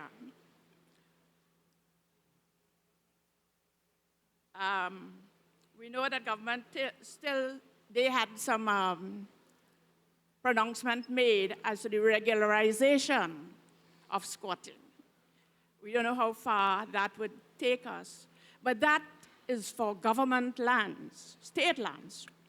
What is the situation with the private lands where you do have tenants? They are also ratepayers and they pay their lands and building taxes. I think this is for the Honorable Minister of Legal Affairs, because most of the tenants had paid their statutory leases. As you know, legislation was passed in Parliament in 2012, and it has not been assented to by the President. And some of the tenants are now facing court actions and the eviction even on their lands, because the landlords are saying that there is no law and there's no legislation how this could be addressed. We in the association knows fully well the exercise of assessment, the valuation of properties is quite a task in itself. And we are willing to partner with the relevant bodies to assist in any way we can. Because as you know, revenue generated is not only paid by the normal land tenants. No, are you suggesting along the way, because this is a discussion on local government reform, that there ought to be a role for local government jurisdictions on questions such as this? And then I will ask the, Minister Young to respond. Are you suggesting that? Because otherwise you're dealing with quite a different sphere of public activity for perhaps for the Ministry of Planning or whatever. But are you suggesting that there ought to be a role for local government in resolving some of these issues? Yes, sir. Yes. Okay, thank you very much, Mr. Young. If I may, it's a number of issues you've raised there. The first thing is, as everyone knows, it was announced by the Minister of Finance in the budget with respect to the land and building taxes that it was never not on the books. What was happening is a waiver. There's no longer a waiver, so there's a reintroduction this year. The Ministry of Finance is looking actively at it. He's given a commitment. It'll be at the 2009 rates. That is going to form part of the local government reform as one methodology, similar to the Tobago House of Assembly Act, of providing them with a methodology of revenue generation in the various corporations. With respect to the other land issues that you've raised, that will be for another forum. The point is that the legislation is outdated, but it came from a policy decision in the 80s to regularize and give rights to tenants who were on land at that point in time. It needs to be looked at again from a policy point of view, and we will, when we're doing that, open it up for the widest possible consultation. With respect to private owners and their rights, unfortunately, the mechanism for enforcing your rights is to go to court. Okay, Mrs. Lady here. Let me just say one thing on land and building taxes. Ladies and gentlemen, that has been a political football for the last 5 or 6 years. Every serious country in this world has land and building taxes or some form of property tax. We have always had that since the British, okay? And somewhere along the line, people got the impression that they could no longer pay those taxes. But I will tell you something. When January 2nd reached, the first thing my mother used to want to go and pay is her land and building taxes. Because there are old people in this country who believe that if you don't pay your land and building taxes, the government will seize your land. And a lot of people are frightened that they're not paying land and building taxes. The land and building taxes is a legitimate tax. It is enshrined in the laws of Trinidad and Tobago. This year, we are collecting it on the 2009 rate, and we will decide how we move forward. But fundamentally, as a principle in revenue generation, it is a valid and legitimate tax, which I am sure the vast majority of the population are willing and able to pay. Thank you, Minister. Madam. Hi, good morning, everybody. My name is Anthea Brazan Langton, and I'm from Moses Street. I have two issues that I wanted to talk about or ask about. The first thing is, as a not so young person, I have a few ideas, a few ways that I would love to help and contribute. Because Trinidad and Tobago has given a lot to me, and I want to be able to contribute and give back. Would it be that through the regional corporation, if I have any proposals I can submit to them? Is there an area where I can submit ideas I may have on education, on transport? Because a major problem within our community is the persons living in Toco and Manzanilla and Guaico not getting transport to go home and having to wait for hours. What do I do if I have ideas or suggestions in order that I could put forward, where do I go to? That's my first question. Second question, I work at one of the institutions in Sangre Grande that just about everybody has somebody who attended, Northeastern College. I work at Northeastern College. Everybody here either went, either have a family member who went, and we have produced at Northeastern College. Including the minister, right? He's on your alumni. You know, yes? And our institution structurally is in a wreck. And I am asking if there is any way that the corporations, I know we're supposed to be going through EFCL or whoever to get stuff fixed and done, but to me, that's something that probably the corporation should be able to lend some attention to, seeing that this is in their home, seeing that this is their community. Everybody had to do everything at Northeastern College at one point in time. This function would have been at Northeastern College in the past, but figure it's because we're in such a mess that it can't be held there. Okay. You understand? Northeastern College is a place where everybody has some kind of tie, and it is in ruin. Okay, thank you very much. There are two concerns. The first having to do with... The first concern, you are right in the sense that somehow there isn't a secretariat that could solicit ideas of innovation and problem solving. So if you have solutions to rural transportation, for example, which I call Guaico, Toco, Matlot and stuff with, I'm at a loss not to tell you who to go to, whether I go to PTSC, whether I go to the Ministry of Works, whether I go to the Ministry of Planning, or what have you. But obviously that may not fall under the regional corporation. I see the hands of the Minister of Planning. Consumer Affairs? No. Minister of the Ministry of Planning, all these ideas can be put in writing and submitted to the Ministry of Planning. Because the Ministry of Planning coordinates the entire ministry portfolio of Trinidad and Tobago on matters of that nature. And with Northeastern, I feel sad to hear, I haven't been there for many, many years, but I personally promise my alumni that I'll pay a personal visit there and use my personal influence in the government to solve some of those problems. I think just to finish off that point, you would have heard Minister Khan say in his presentation that is one of the ideas and the policies of the local government reform, because corporations are best suited to know what's going on in their backyard. Yes, sir. Morning to all protocols observed. It's actually afternoon now, so we can start saying afternoon. All right, afternoon. Short and sweet. I am from Port of Spain. The name is Tansley Thompson, but I'm here on sports. And the irony of it is that I saw the mayor walking here a little while ago, and I came to talk about that. Only yesterday, I heard him talking about sports and culture being the effective way of fighting crime. And we can't forget that. I want to let you know, especially Minister Khan, I have a suggestion. When we were growing up, we had the Village Olympics. I want to suggest to you, you have something called Rural Olympics. I can help you with an idea of how to raise funds to have it. And I'm telling you, all the borderlines and everything that we have in now, and we can't go there, and we can't go there, all of these youngsters will want to go there. Put sports on the agenda and culture, according to Mr. Williams earlier on. And of course, we know Port of St. Anne's North. We will have that. But I needed to say this, and I see the mayor of Point 40. When you enter Point 40, you see the icons up there, right? Steve David and Wilfred Cave. If we project these youngsters, then they will have no alternative to try to emulate our icons. And I want to just suggest one thing before I close. On any kind of committee that we have, we should have a probation officer, an icon, sporting icon, the municipal police, and also somebody who can bring some spirituality into the lives of the youngsters. Thank you. Thank you, sir.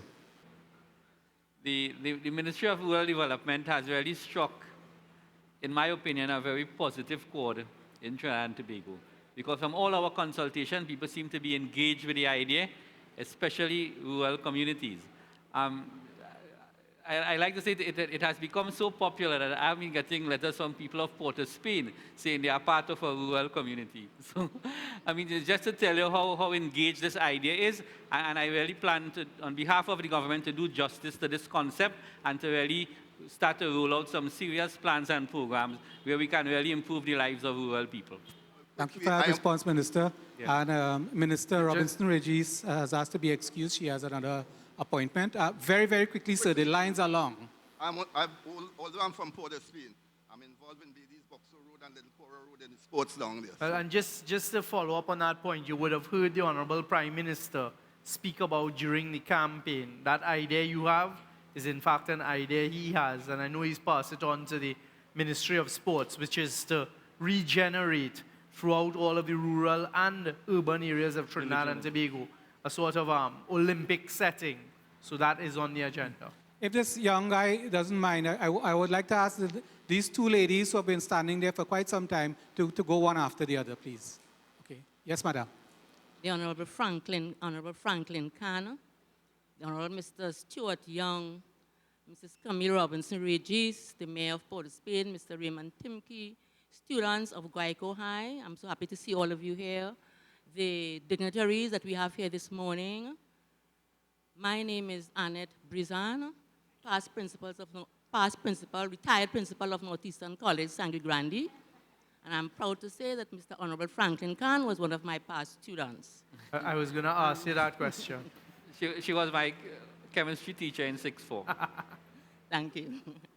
Yes, I have a number of course, I have been a part of this community for over 35 years. My family has been a part of this community of more than 100 years. So I have a lot of history in Sangre Grande. I know that Sangre Grande and its environs, Matura and all these areas, is an agricultural environment. And we are not seeing anything put in place to develop agriculture and to allow agriculturists to become well-paid owners of Mercedes-Benz, big houses, and things like that, because they can from their hard work of feeding the nation. Is it possible that we can have a system like that used to be in Trinidad at one time, at a central marketing agency, which collected produce and paid a minimal useful cost for crops? So a man can say, if I planted 100 acres of bananas, I'll get $2 a pound for every banana that I planted. He's sure of that, whether they sold or not, right? Some system whereby he's sure to get revenue. Systems in place so that the selling of the produce and so on can be given to another agency. But the farmer will have a definite income. So he's sure that when he plants, he's going to get something from it. And he can go to the bank and say, well, I have 10 acres down, I can have so much money, and I can pay for the loan I'm going to take right now. Okay? So I think we need something to put in place for farmers. They are feeding us. Without them, we are nothing. So we need to have something serious in place, not only for the selling of their crops and for the care of their crops, but also for things like pest control and predator larceny. So I put that out in the mix. I hope something can be done because I think it's extremely important. Without agriculture, we are dead. We need to have agriculture flourishing, and agriculturists must be rich people. They mustn't be poor people struggling anywhere. Thank you for that point. My next point has been addressed to some extent by a lady with the Ratepayers Association talking about land taxes and so. But Sangre Grande and this environment has changed since I came to Sangre Grande, how many years ago? The pristine environment is changing. We're going up to Matura, I'm seeing a lot of houses, build their squatting houses, spoil the area. And I don't understand people don't need to have houses, but I think it should be organized in a special way. People can't just come and live in places like that. They're given certificates of comfort, and then they have to go to school.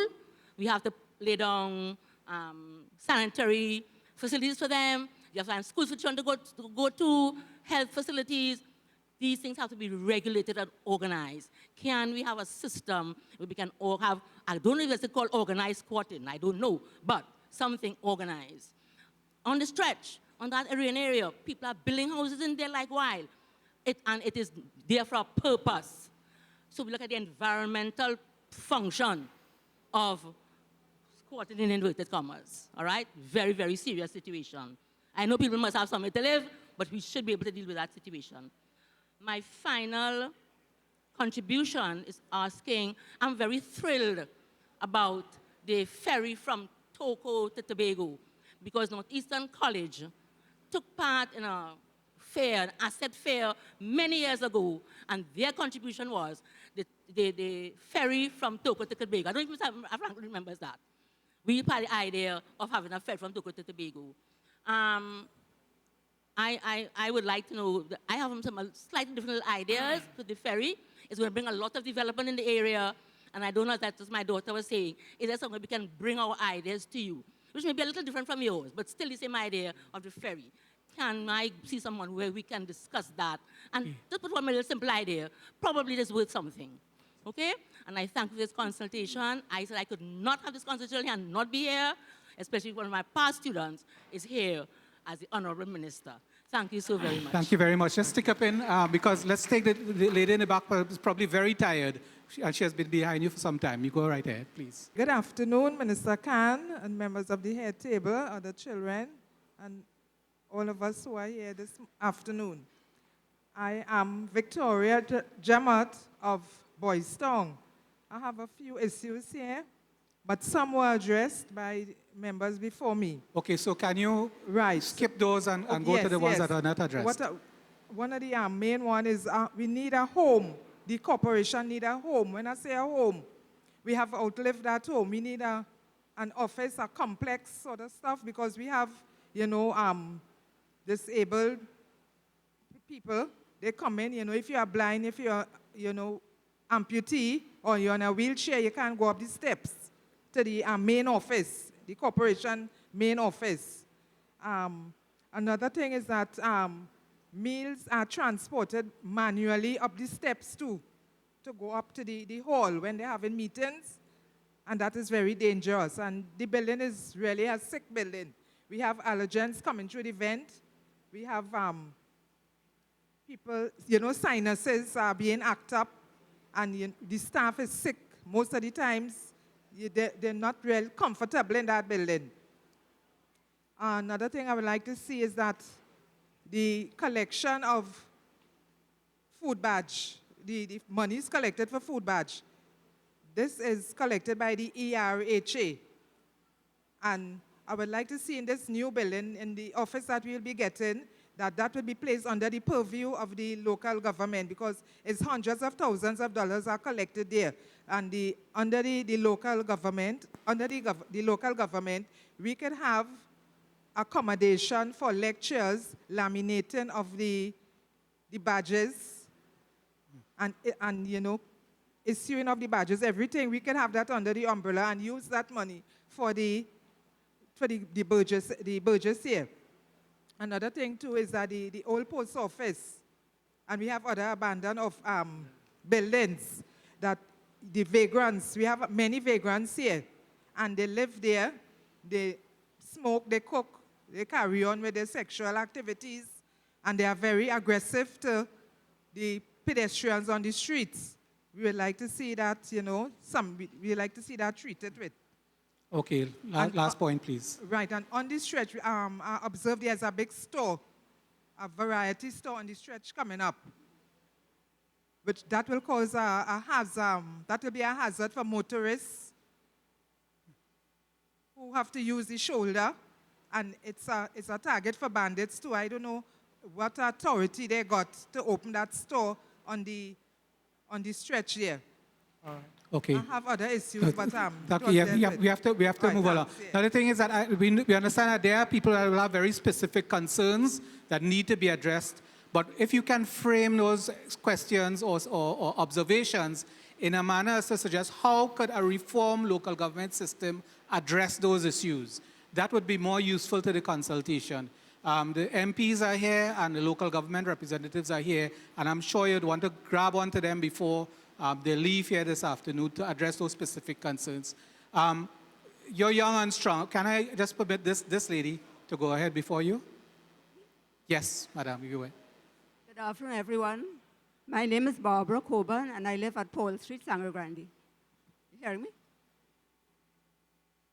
First, I wish to commend and thank our local health department and our sanitation workers for the good garbage collection service in our district.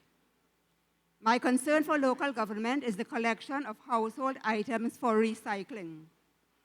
I was glad to hear a senator only yesterday appealing for recycling to be seriously undertaken in Trinidad and Tobago.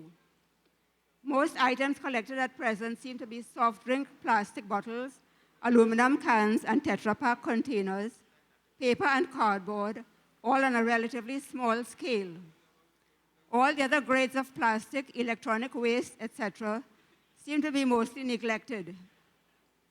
I myself, over recent years, have been keeping my household waste for recycling, but our regional corporation, although they have placed beautiful bins labeled with words to encourage people to sort their disposable waste for recycling, yet take all the waste collected to the dump. I suppose it may be known that people who go to the dump to salvage waste items may be exposing themselves to harmful metals from discarded electronic equipment, which may be detrimental to their health. 2 years ago, I asked my cousin who lives at Chaguanas to take me to the Piranha compound at California, Coover, to dispose of my plastic, old paint, and electronic waste, and to Ace Recycle at O'Meara, Arima, to dispose of my waste, stationery, cardboard, and newspaper. I have another collection to dispose of right now, but to make another trip to Cuba is not a pleasant prospect, even though they gave me a certificate of appreciation for utilizing their recycling services.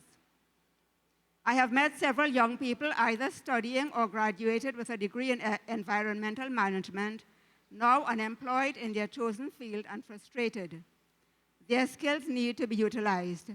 Perhaps the regional corporation can do this. Thank you very much for that. Now, that's a big issue, and we know, and I wanted to ask the minister, whatever happened to the solid waste management policy that was deliberated upon by experts and fed into the Ministry of Local Government? Okay, you through, huh? I guess. I have one more point. Okay, very quickly. A possible suggestion for location. Perhaps the site and facilities laid down for the now abandoned aluminum smelter might be a suitable location for the construction of a recycling plant for all grades of plastic. And until this is accomplished, local government can consider utilizing the services of Piranha T&T for disposing of plastic and electronic waste from district households. And now, concerning litter control. Perhaps it may be necessary to launch a campaign educating people who buy food and drinks to take away to consume their food in a suitable location and manner, and to dispose of their waste in a bin instead of consuming their food on the streets and depositing their waste at whatever point, whether road, sidewalk, or drain, they have finished their meal. Okay, thank you very much. That's the same question of solid waste management. Let me see how quickly I can answer this. When I went into the Ministry of Local Government, there was a pile of reports this high on local government reform. From Hazel Manning to Rennie Dumas to Suj Rambachan, they all had it. Very good reports. The will to act was never there. By the same token, a little lower than this pile on local government reform was a pile this high on solid waste management, modern methods of garbage disposal, and how as a modern society we treat with garbage disposal. Nothing has happened because the will was never there. We are disposing garbage as we did in the 1950s. Just take it to the Beetham, just take it to Claxton Bay. All we're doing now different from long ago with the open tray trucks is compressing it. And sometimes compression is worse because the fellas who on the garbage can't get anything to salvage out of it because they are in fact doing a sorting for you, you know, on the dump side. But having said that, this is one action item that I intend to take very seriously, and I'll be going to Cabinet very shortly on some innovative proposals. I just cannot sit by idly by and don't respond to my former principal. Mrs. Brizard, I need to see you before I leave. Huh? Two things she said. Agriculture. The Ministry of Rural Development is working extremely closely with the Minister of Agriculture. As I said, in our country, we only have 0.5% of GDP coming out of agriculture. There's a concept called farm to table that the Minister of Agriculture is trying to implement, which is taking away the middleman from the marketing. And she's right. The CME used to do that function. I'm not sure what NAMBREFCO does as we speak. But really and truly, the middleman who is licking up, so to speak, the price structure of agricultural produce. Senator Avinash Singh, who is a major sweet potato farmer, told me that on his farm, he sells sweet potato at $1.50 per pound. And by the time it reaches the supermarket, it's $5 and $6 a pound. The same thing with the fisherman in Moruga. They're selling carita and thing for $15 and $12 a pound. By the time it reaches Princeton and San Fernando, and don't talk about Port of Spain, it's $40 a pound.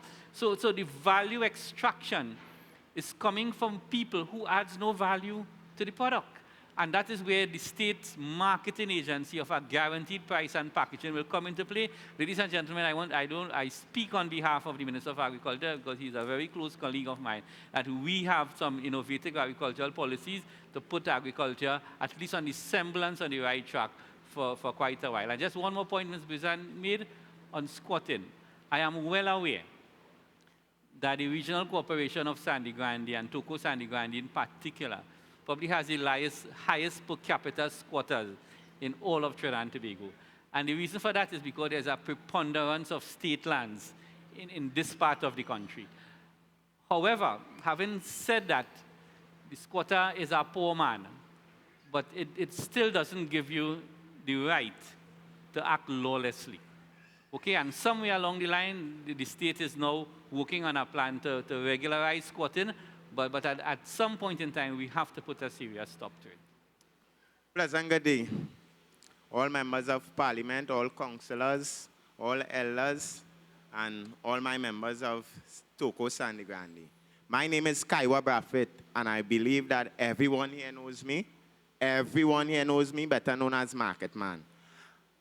Honorable ministers, I see you all have 6 teams today, which are democracy, accountability, autonomy, employment, equity, and service.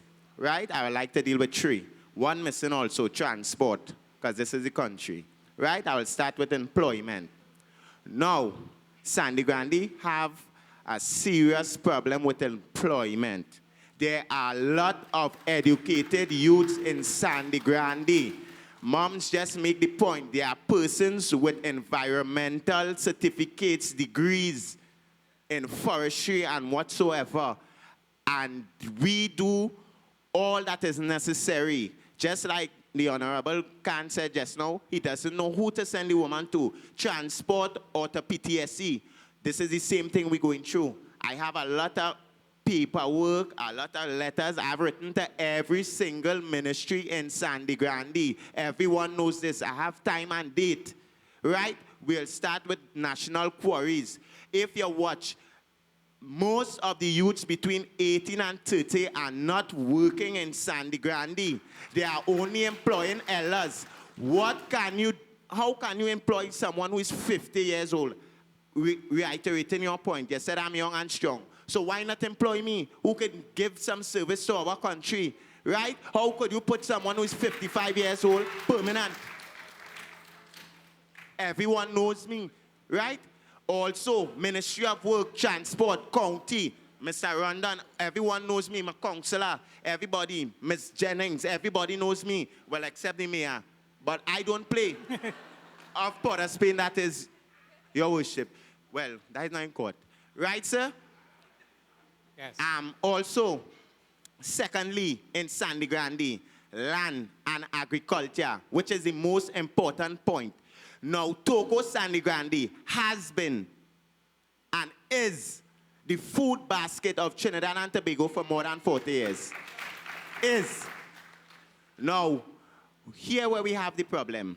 Youths like myself who are farmers, who are planting, whether it be on state land or private land. Every time we go to this place called El Liposo, it's a set of run around because we don't have deeds, we don't have this, we don't have that.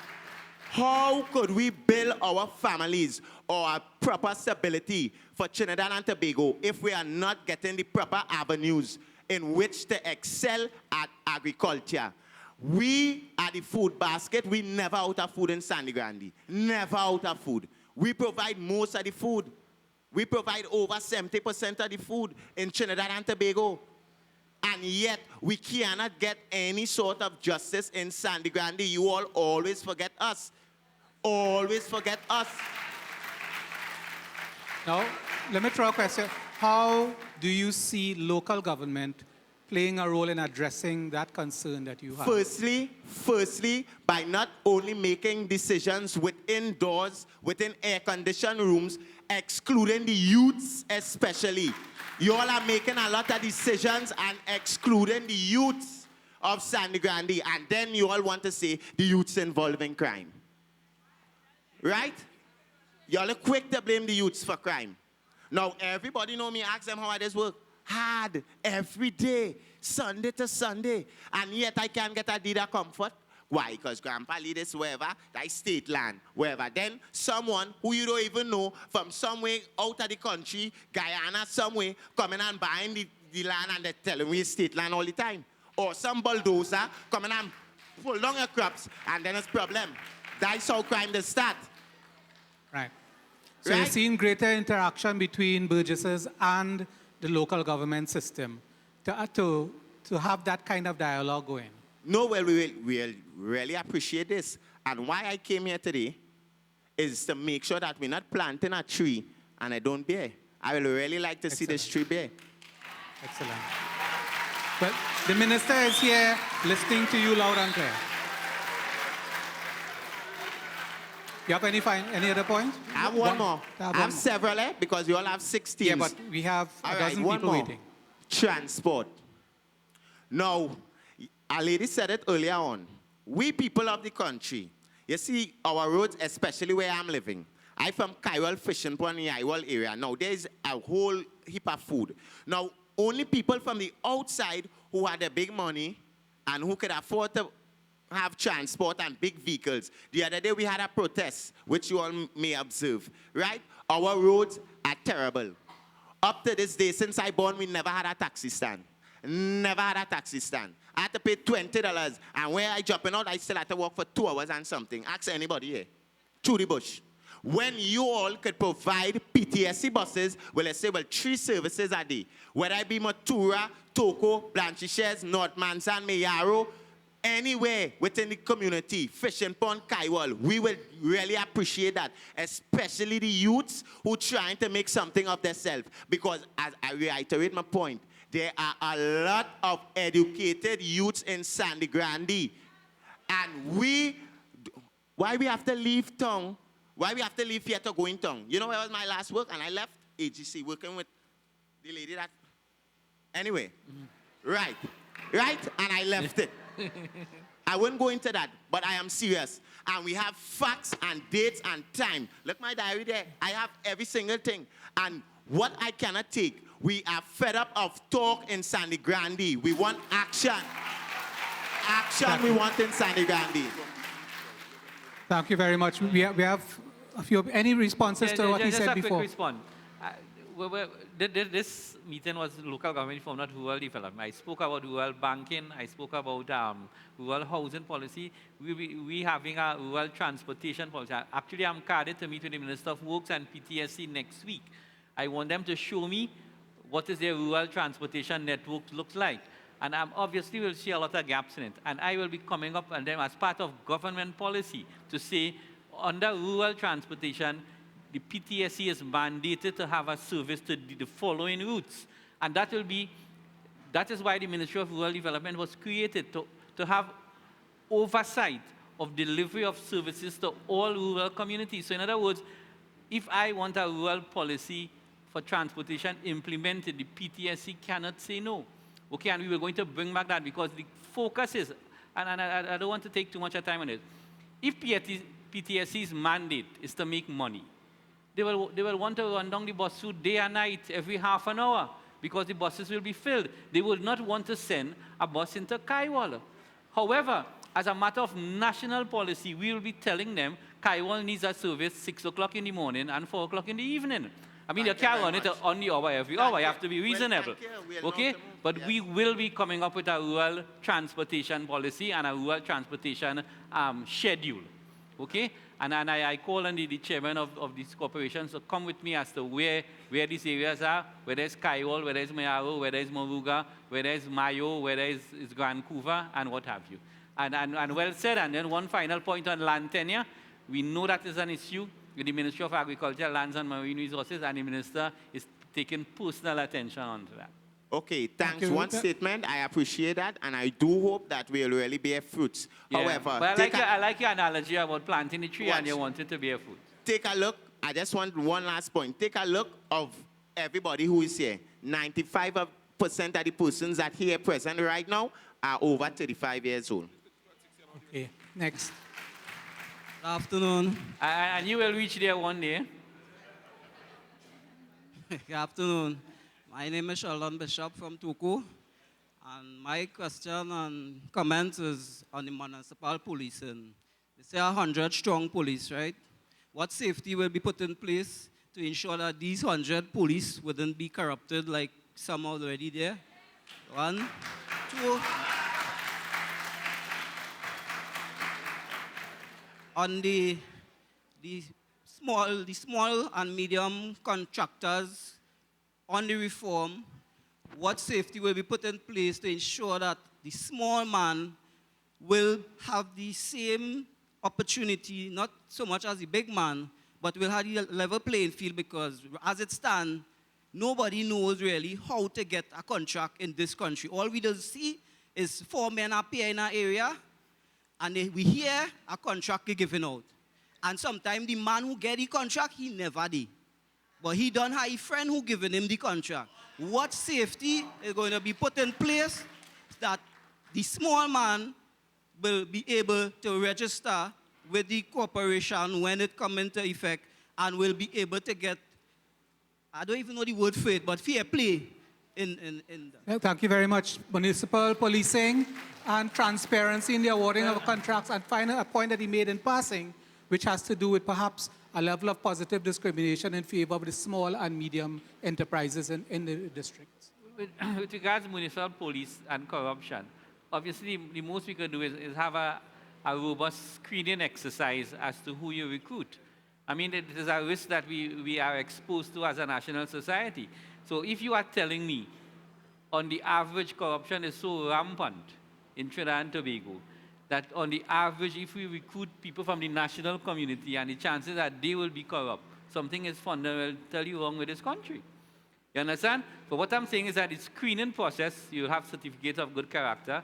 They may even want to take lie detector tests and certain things like that as the national police does at that time. But we will be very, very robust in the kind of recruiting policy that we establish. What was the other point?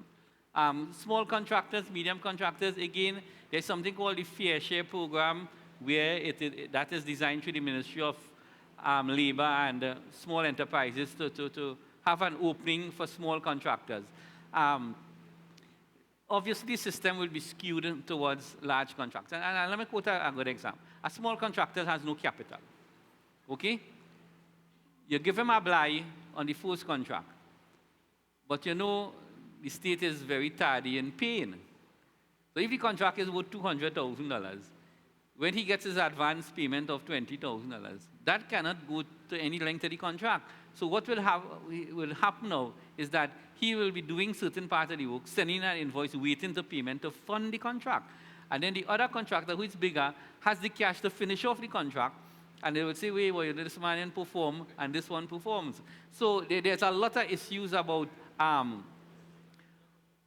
how to have an incubator for small contracts to give them on a level playing field. What happened under the Manning administration, we took a decision for small contractors who are startups to pay them 50% as upfront payment on the cost of the contract.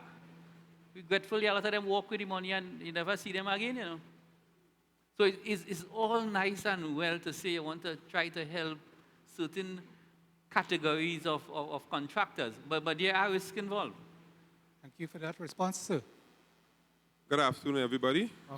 Good afternoon, Minister and everyone else. My name is Marlon Navarro. I really from Providence Street, Ojo Road, right? I'm married, I live in Coal Mine now. My contribution is sports. As the fellow was saying this song, Toco Sangre Grande is a forgetful area in Trinidad and Tobago, right? And there's no sporting facility in this area. They give us a heaping set of lights. They give us a heaping set of lights in all the ground. To play what? You can't play nothing under them lights because the sport, the gongs are them not good. Totally not good. The one on Ojo Sangre, they put a walking strip in the middle of the gong for people to walk all evening. And then you're not cutting the gong, so you're walking on grass in your foot. Snake could bite you. Right? I want this local reform, that all thing, that a sports committee directly dealing with sports in the area. See body gongs, cut it, right? Because we have so many good sportsmen come from this area. For instance, we have Keyshawn Walcott, Colin Samuel, Anton Wolf. They was on the national football team. My nephew was on a national youth, football team, right? And there's nothing in the area for sport. That's killing sports in the area. As the fella saying just now, these things, when they don't have youth occupying on the evenings, that they go in a gong and play something and tired and go and sleep, they'll go into crimes in the night. They will go. For the past couple months, there's a lot of killing up on my side up there, right? And it's youths. It's youths, I'm telling you. Okay. And that's my contribution. We have to do something for sports in the area, right? We need to get our facilities. We don't need no stadium, you know. We don't need no stadium. So are you seeing something within a local government body? Are you seeing something like a sports unit or division or something? Directly with sports, because you're going to these councillors and them, you're going to the chairman and them, and you're not getting the answers that you need. They're telling, and the men they're sending to Codigong, they're coming to Codigong when rain falling with a tractor. And I suppose you're talking more than just the maintenance of the grounds. This is it. Because there are issues related to sports organization. I want a sports committee to deal directly with sports in the area. The division of the local government reform and the decentralization, because one of the problems you'll have now with the regional corporations is the budgetary side. All right, so they may be requesting large sums of money, etc. Central government isn't providing it. So the whole decentralization policy is to give them now the ability to listen to the people in the community and the needs of the various communities, as opposed to someone sitting in an office in Port of Spain and deciding what's going on in Toco. So to give them more power, more empowerment, and a decentralization from a budgetary point of view to make those decisions and make that happen. Yeah, because in the past, because all the other areas in Trinidad and Tobago have good sports facility. But you see, you have problems, because then you have some areas where they have massive sporting facilities and massive stadium not being utilized and being underutilized, right? So the point is that now from a policy point of view, we are empowering those on the ground to make those decisions. I would like to see that, according to my partner just now, like to see that tree bear fruit. I agree with you. Right? Great, thank you very much. That's my contribution. Thank you, sir. Take care. Now, while we are on this point, and what has come out as a suggestion that perhaps like the THA, where you have portfolios, is this something that's contemplated in the new model?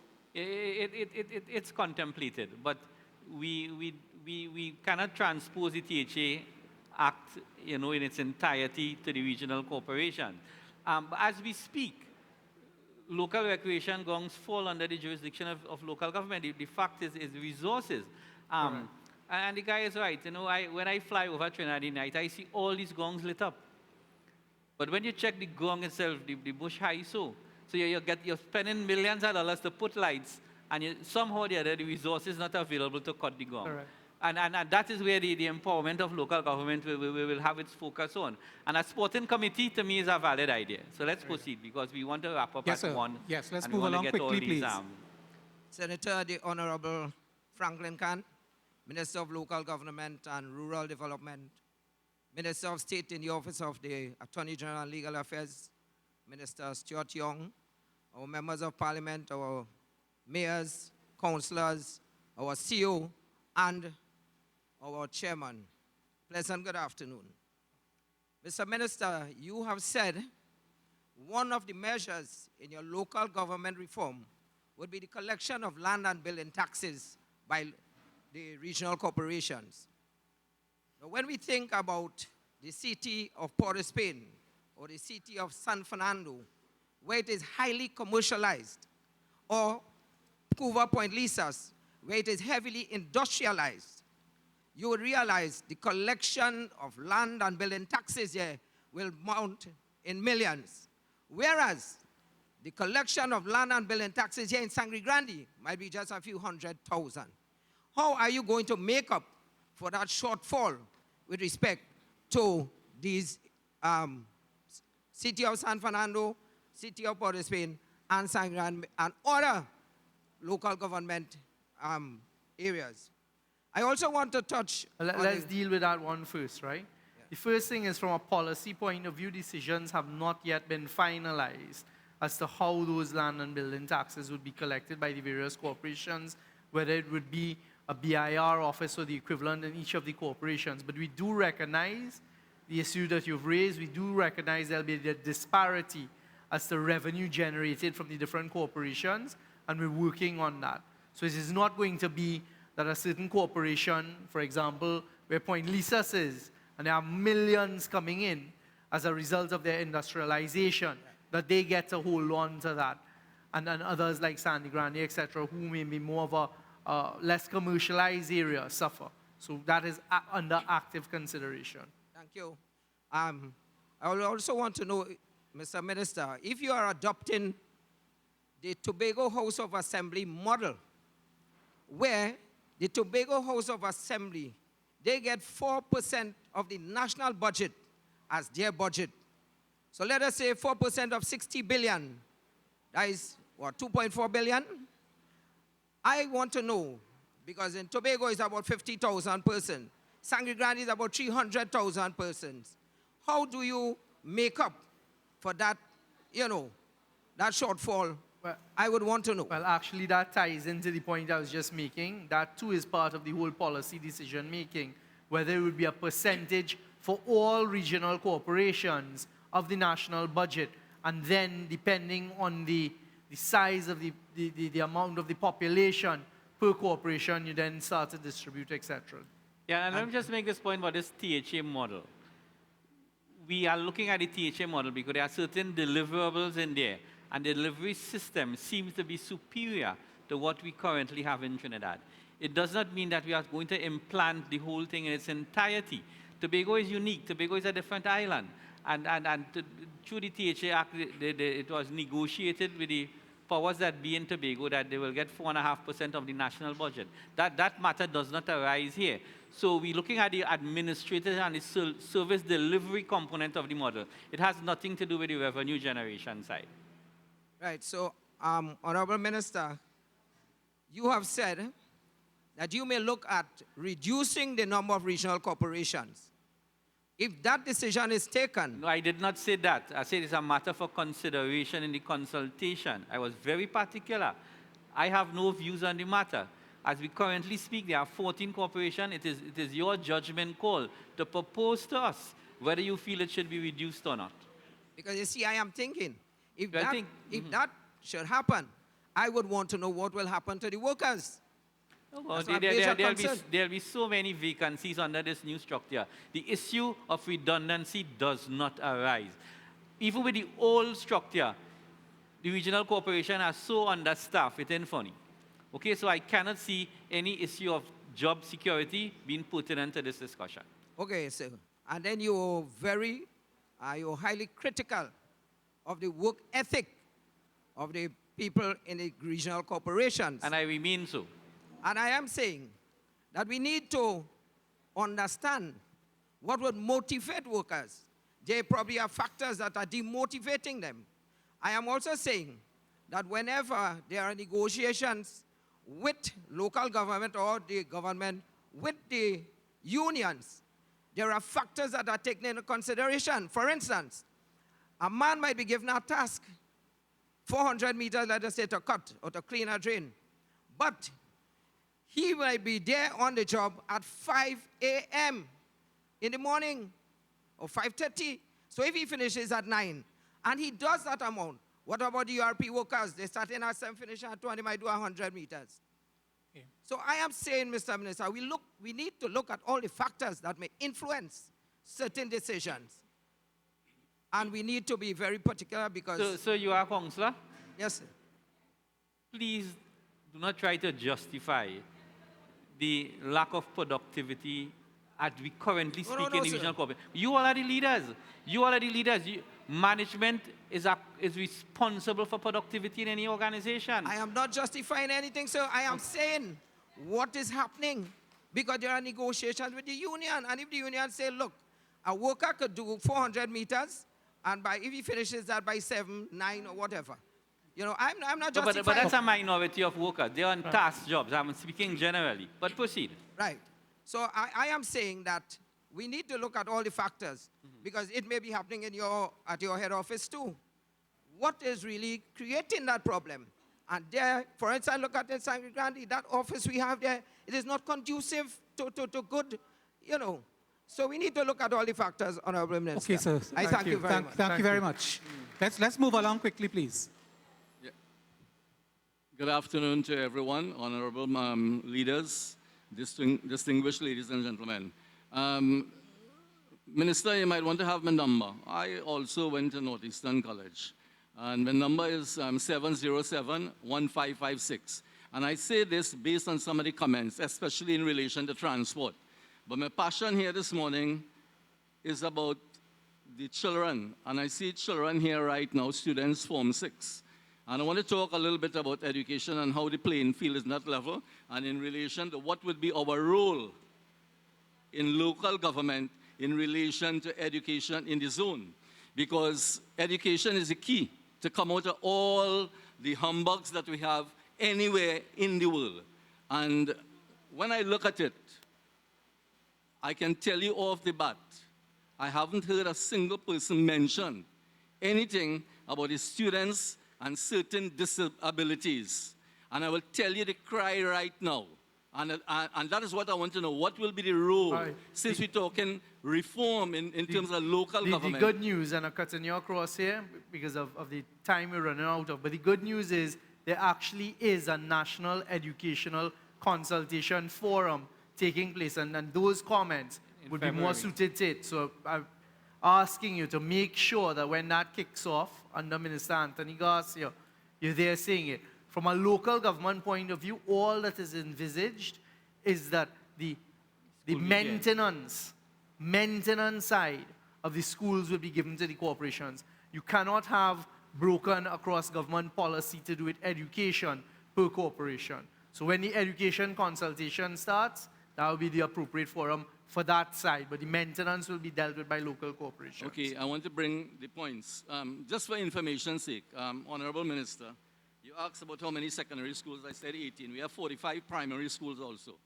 But the population density has increased. So we have a problem, and I will take it, yes, when we have that forum. But there are some things that we need to understand more than anything else. In a budget, we hardly have anything set aside for retraining. And that is one of our major issues. And I will tell you what is happening right now in terms of PTSD, in terms of some of the things that's happening. You have a system where the union calls the shot. And the union members are the people who actually are employed with the PTSD. And you must send a person for training. And the kind of training, as we say, is not structured. And because of that, you will hear the union say, this man took training to be a mechanic, 3 months, let's make him a B-class mechanic. And what happens? Okay, so we have to move along because we're fast running out of time and there are other people who are waiting. Okay. So unless your comment deals specifically with local government reform, I would propose. I want to show you what is affecting us. And the most important things in local government, last thing I'm saying, is like performance management. We're supposed to set goals with people, and if we have to appraise them, if we don't set the goals, we cannot appraise them. And that is basically one of the greatest setbacks, because when we look at the word accountability stems from all of that. If we do not set goals, we cannot appraise you. So I want you to look at that seriously in terms of local government. The last point was very well articulated. Yes, ma'am. This lady here. To the head table and to everyone. My problem, and not very long. Health in Toco, I don't know if local government has anything to collaborate with our MP with health in Toco.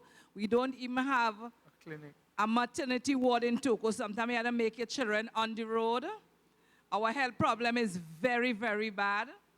Our school in Toco, so long it broken down. They're in a caravan right now, Toco Composite School.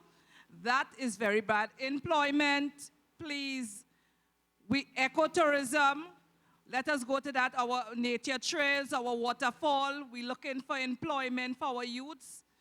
And for the youths, we want programs, education programs for the youths. We don't have that. And last but not least, let us, or we all in Toco Sangre Grande, we all will be very thankful and very appreciative if this term or this year that something happened in Toco Sangre Grande. We don't have fire station, we don't have nothing, we don't have nothing. So please, Toco Sangre Grande needs seen about. Thank you. Thank you. Let's move along. You're pushing against our open door there. Thank you. Honorable Minister, Mr. Franklin Khan, Honorable Minister, Mr. Stuart Young, mayors, chairman, members of council. My name is Simone Gill. I am the councillor of Valencia at the Sangre Grande Regional Corporation. Many residents speak about, and I, as a councillor, have a challenge also with the maintenance of our recreation grounds. We spoke about the fact that they are not maintained and we do not acquire adequate funding, but also the acts, in my personal view, Act 21 of 1990, has a conflicting portion of it. It states, number one, that we are to maintain all green spaces and recreation grounds, but it also states we are only supposed to allot our funding to our vested areas. And I have, say, 8 green spaces. Only 1 is vested. So our funding that comes is only for the Valencia Recreation Facility. The other 7 are done under a humanitarian basis. And I think that, to Minister Stewart, Honorable Minister Stewart, an amendment we need to there look needs at. an amendment there for the Act so that we can acquire the funding for all of our green spaces. That should allow us to apply for the funding for all green spaces to be maintained. Okay, thank you very much. Before you continue, we have to leave our live broadcast on Talk City 91.1 FM. I want to thank the listeners on that frequency for staying with us for this consultation. You may continue. One other point, we're not going to be adding to that line. The only person we'll add to those 2 lines would be if one of the students has a concern that they want to raise. You go ahead. Thank you. Secondly, with the employment at the corporation, especially Sangre Grande Regional Corporation, it is my personal view that the collective bargaining agreement between the corporation, the union, and the ministry needs to be reviewed. Because of and as the gentleman, the young man said before, 50-year-olds are the ones getting employment, and that is because over a period of time, every year, only persons under the development program projects that we have will be able to acquire service. That is 1 time for the year. Some people have 5 days. You have to accrue those days successively every year. And only after a certain amount can you, so you are 50, 60, it makes no sense. So I think that the collective bargaining agreement between the union, the corporation, the ministry needs to be reviewed to allow an application process by way of, and also we have an issue where females are not being adequately employed. In our LHA teams, we have 100% males, not 1 female. And this is a serious issue that we need to look at. So I think that making this process one by application, by way of competency of the persons, their skills, everything like that, comes into play, and laborers, masons, every part of the corporation will be employed through an application process and through fairness and also with a gender-based equality. I'm also requesting that the corporations adopt, instead of just OJTs, as we say, many of the persons come and they do copying and stuff like that. I'm asking for probably a yearly internship for probably 3 months, whereby students who leave COSTAT, students from CCC, YTEP, are able to come into the corporation and learn for approximately 3 months from our skilled engineers, our disaster management coordinators, our masons, our carpenters, and get the experience that they actually need and acquire to go out and get a proper job with the field and in the experience that they have. I know I'm talking a lot. Would you like me to stop or? One last point. Go ahead. Go ahead. All right. social services in Sangre Grande. I understand that we are going to acquire some sort of social service aspect under the corporations. I am pleading when it comes, we are a disaster-stricken area. When it comes to landslips, Cumuto, Valencia, Manzanilla, Toco, we are disaster-stricken. And to wait on national self-help to acquire grants for these persons is a lengthy process, and it is one where if a person's roof flies off, we have to wait, 3-4 months to get material to fix the roof. I am pleading with the minister and the body to please allow self-help, especially for the disaster victims. Let it be placed in the corporation's ambit. Thank you very much. There's a resident that just wanted me to point out 2 things. Yes. The way measures department, she would like it to be implemented in the corporations, as well as the revitalizing of the cocoa and coffee board. Thank you. Thank you. Thank you very much. Any responses? No, she's made her point. And okay. And ladies and gentlemen, everything you say here is taped and it will be transcribed, so we have exactly what you say verbatim. So in don't addition feel to which we if can we make don't a respond, it goes through one ear and come out the other. Everything here is taped verbatim. It's like the Hansard in the parliament. And people can make written submissions as well. Yeah, good afternoon to everyone. Pleasant evening again to honorable ministers. Thanks for being here. My name is Darian James. Basically want one thing to add with respect to local government reform. What sort of initiatives in terms of international relations would this new policy have in place for green developments? Let's say energy and solar power generation, or maybe carbon credit offsetting and trading. That's my question. Thank you. Thank you, Ms. Lady. That actually is a national policy. Is there? You would have heard in the manifesto. There's now government policy. We are going to focus on sustainable, renewable energy. And that falls under the ambit of the Minister of Energy. And we have good things in place. She's committed to 10% of energy by 2020 as renewables. We hope to keep that promise. And carbon credits and stuff, that will operate at a national level through the Ministry of Energy and the Ministry of Foreign Affairs. Yes, madam. Hello, good day. My name is Katrin Chotman. I live at Andrew Street, Sangre Grande. I have a serious issue in Sangre Grande here. I welcome local governments. But in the end of the day, half of us might not live to see local government because we have a hazard in Sangre Grande with some birds that nobody seems to take care of it. Also, we also have some draining. In the heart of Sangre Grande, where I live, have a public convenient place. It have over 3,000 rats. You know what I would like to see, Mr. Frankenkan? That the health minister get out from the building in Sangre Grande and come and walk, because they have 2 food outlets there. And all people have to be using the side of the road to use when they come to get pension. And we go into local government, which is good.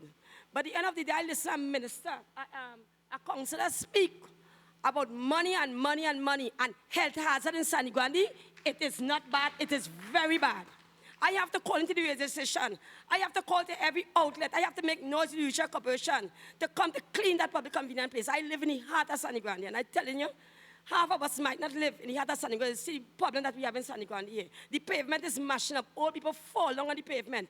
It have 2 dustbins in Sangre Grande. Sometimes it's over full. Nobody come to clean it. We need some help in Sangre Grande. Thank you. Thank you, sir.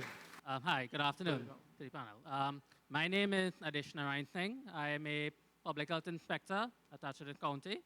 Adish, she'll deal with that problem first, right? Yes. Well, what I would say may kind of tie into what issue was relating.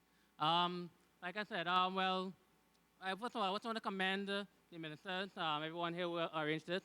This is actually the presentation very well laid out, so I must commend everyone involved for having this, for coming out to the community to have this. I'll just pull the mic down a little closer. I don't think we're hearing you properly. Okay, thanks. All right, my concern is just in terms of, well, I say I'm a public health inspector, so my concern is just, well, what would be, in terms of local government reform, what would be the role, or how will public health be encompassed into this? More specifically in terms of the role of public health inspectors attached to the Ministry of Health. Now, just to backtrack a little, the Ministry of Health and local government used to be one ministry. But in times past, both ministries were split up. one being Ministry of Health, one being local government. As the inspector, well, we are inspectors that we remain with the Ministry of Health. But we have something happening where we just want to know, because we just want to know that we just want to know what role would we have, because we have inspector, we had people. I think we're going on. I mean, the point is, Yeah, you're an important role. You all play a very, very important role. So from a policy decision point of view, we will have to take a decision as to where exactly you all will be housed, for want of a better phrase, but you all will continue to play the important role. I just want to raise my concerns of where we will fit in, because like I said, we have people who make complaints to us, and sometimes, sometimes we don't know. Sometimes if the matter we can come, refer to the Ministry of Work. Sometimes we have to refer to the regional corporation. Yeah. Now we have, we had people who now in past policy documents regarding local government reform, we saw that we proposed that a lot of the duties and functions that we perform currently be taken over by the local government. And in past time, there were people who were sent on scholarship to do the health course. Now, like I said, I just want to know. So it comes back to the same question of whether the structure would include the public health. Let me attempt to answer that. And you've made a point. We're not certain where it will fit right now. There's a lot of gray areas between the regional health authorities, where the CMOH operates, where the Ministry of Health operates, where the public health inspectors, which fall under the regional corporation, operate. I have had some preliminary discussion with the Minister of Health. He is willing to devolve some of that power from the Ministry of Health to the regional corporation. As a matter of fact, he went so far as to say that insect vector should fall under the regional corporation. So, but we'll be streamlining that, and it will be crystal clear when we finish as to what are the responsibilities of the local government authorities as it relates to public health in particular. Okay. Thank you, sir, for the question, madam. A pleasant good afternoon to the honorable ministers, to the mayor, and to all the people in Toco, Sangre Grande. I have 3 short concerns. One of the concerns is my grandfather is over 88, and he lives in the Waterfield area, right, owning a big parcel of land. And for years, they haven't got any renewal of leases for these lands, right? And one day I was having a conversation with him, and I was saying that, families are extending. And I think it would have been a good idea if the government could have at least allowed more than one house to be on the parcel of land where families could come together and contribute to agriculture.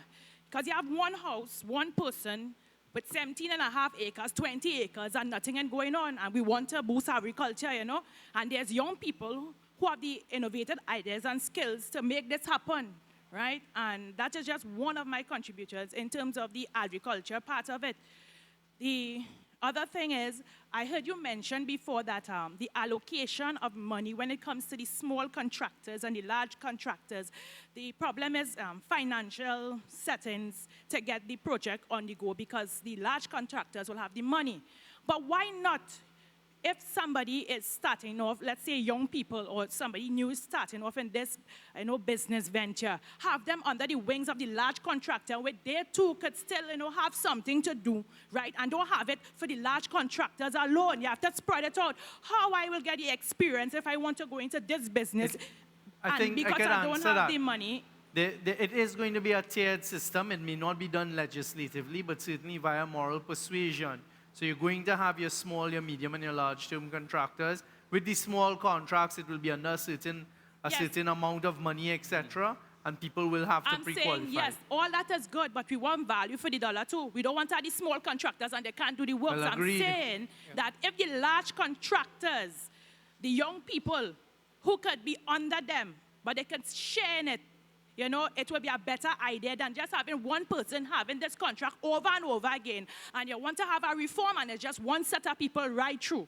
You understand? The young people can't get the experience. When you're going for a job, they want experience. How am I going to get the experience if I'm not given the opportunity? You know? And the third point? Right. Well, the third point is I am from Sangre Grande and I take pride in my community. And I would like to see not only the elders, but I would like to see the youths involved where they could come up with ideas to help this community flourish, right? Because we have a lot of natural resources here. We have a lot of youths who have a lot of talent that they can't come out with because, you know, they kind of stifle in the aspect of it, you know?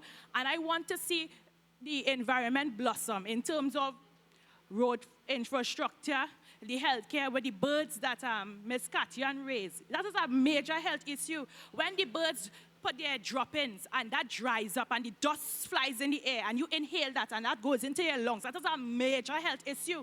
And we need to address that in Sangre Grande, right? That is in the middle of Sangre Grande. If a tourist come in, I am ashamed to say I belong to Sangre Grande because no beautification in the environment. Okay. And we need to address that. Thank and you as very I much. say, the youths have a lot of ideas and we need to push them, let them come forward, and we need a little more communication from the ones on the top.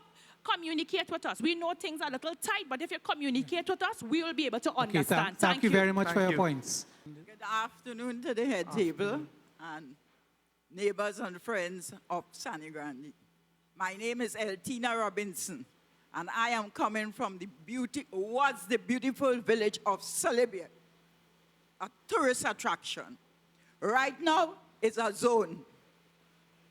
The drains clogged up, the bush high, we coming out in the forest. We have a savanna where the youths can go out and think we need upgrading. We have an all-purpose court. It is not an all-purpose court again. The little children and all, let's go out there and ride a bicycle and try something. Right now, we don't have that. We had 3 cases of dengue in the village. And they came and sprayed only by the house alone. We had the dengue. So the rest of people are exposed to the dengue right now. So I would like the counselor or whosoever could come into the village and we could show them the problem. Thank you very much, Madam. Thank you. Next lady. Good afternoon, Minister Khan and Minister Stuart Young. I am Patricia St. Bernard, addressing the issue of social services. I am the Deputy Regional Director of the Sangre Grande Regional Social Services Office, which is part of the Ministry of Social Development. So the ministry had embarked upon a transformational approach of social services in 2009. And the office was established on 28 Foster Road to deliver national family services, which includes the several grants that you spoke about, household articles grant, pharmaceutical grants. We started with a complement of 16 staff to begin providing the services.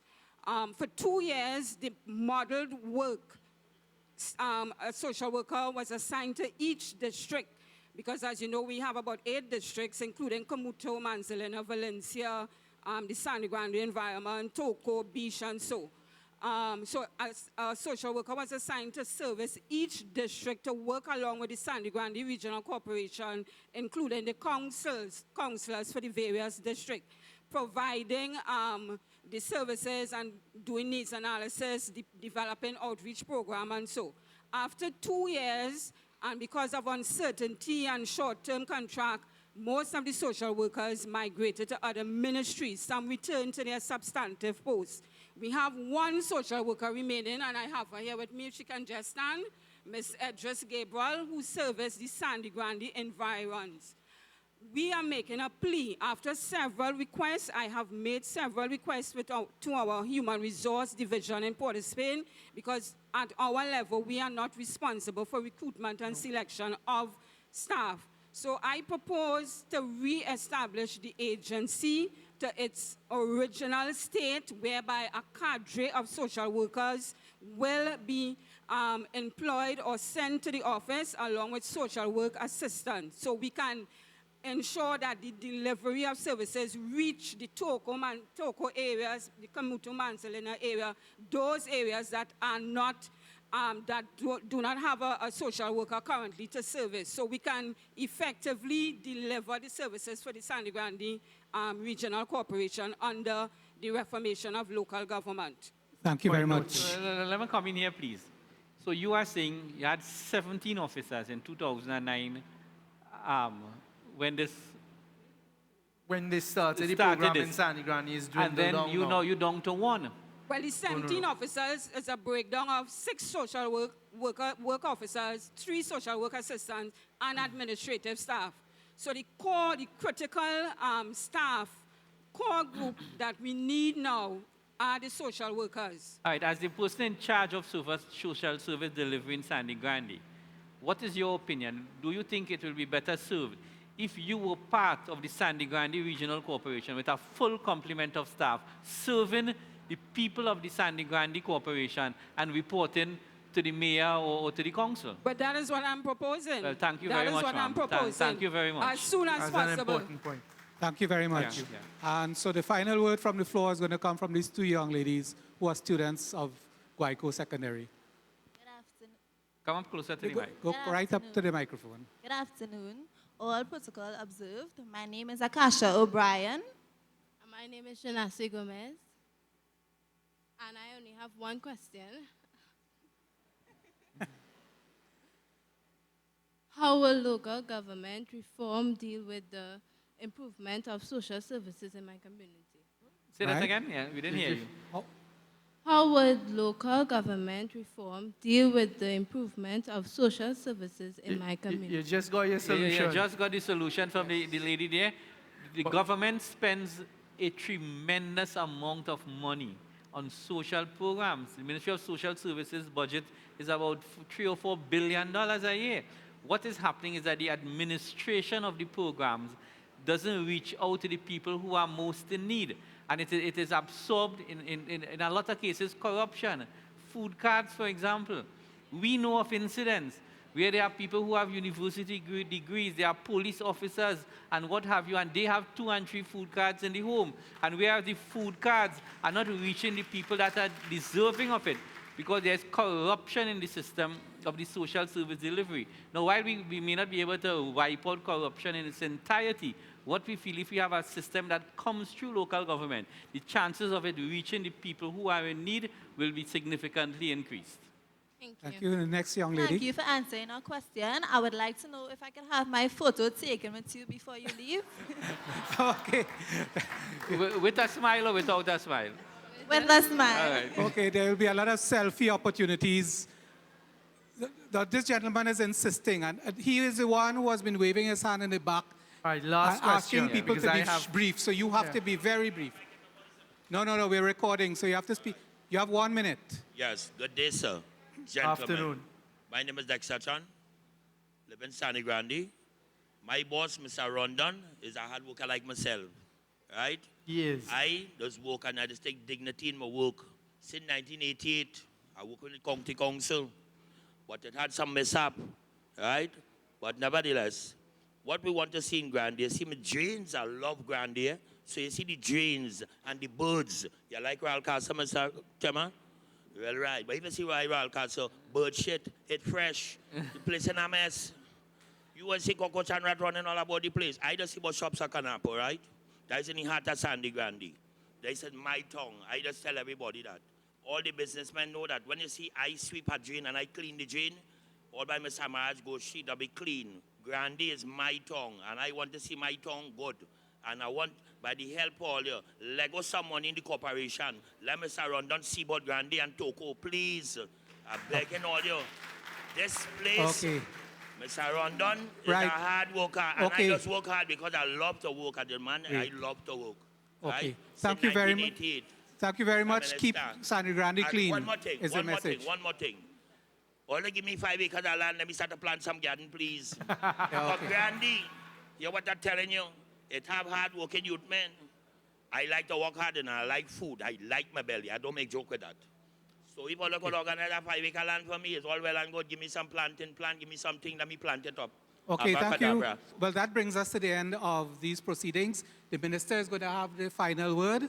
And Mr. Rondon has a request when we're through. So let's close off with the minister. Let's Stuart make some final comments and then I'll make. Okay, sure. I mean, just to quickly wrap up, I'd like to thank you all very, very much. I think this was an excellent session. It continues to show in a productive manner the positive side of consultation. We are going to take on board what was said here today. As Minister Khan said, we have verbatim notes of it. Part of consultation is the listening part. It doesn't mean everything that is said is going to make its way into the final policy. I'd like to sincerely thank you all for the hospitality and for the productive session here over the last few hours. Thank you. This is the third consultation we have kept in our program of 14. If I should say so, it keeps getting better and better. The crowd was very responsive, very articulate, and they raised points that were extremely valid to the local government reform process and also their own concerns. And don't get me wrong, while we prefer to have contributions in terms of the local government reform process, we understand that when two ministers come to your community, you would want to air some of your issues, and you are justified in doing so, but just try to keep it as short as possible, because consultation is about listening to the community, and we are a consultative government. And ladies and gentlemen, I want to give you the assurance that the local government reform process will happen. We have the political will to do it. This process is driven and is guided from the top. This process has the personal endorsement of the Honorable Prime Minister, Dr. Keith Rowley. A week doesn't pass where he doesn't ask me, how is the local government reform process going? And I have to give him a full update as to what the consultation has been bringing out and how the response have been and what is the general tenor of the consultation process. So as I said, we are committed to the process. It was a pleasure being here in Sangre Grande, and more importantly, I feel the nexus of local government reform and the contribution of the Ministry of Rural Development more so in Sangre Grande than in some of the other areas that we have things.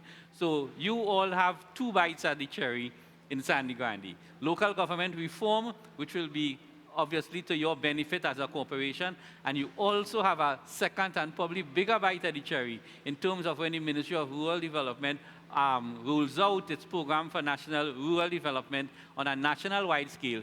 The community of Sangre Grande, Toco, Sangre Grande, and Cumuto and Manzanilla will feature prominently in that regard. So once again, thank you very much. I know we're in Toco, Sangre Grande, so it must have fish and food afterwards. I will appreciate it very much, ladies and gentlemen. And once again, thank you all for coming out in such large numbers and making these meaningful contributions.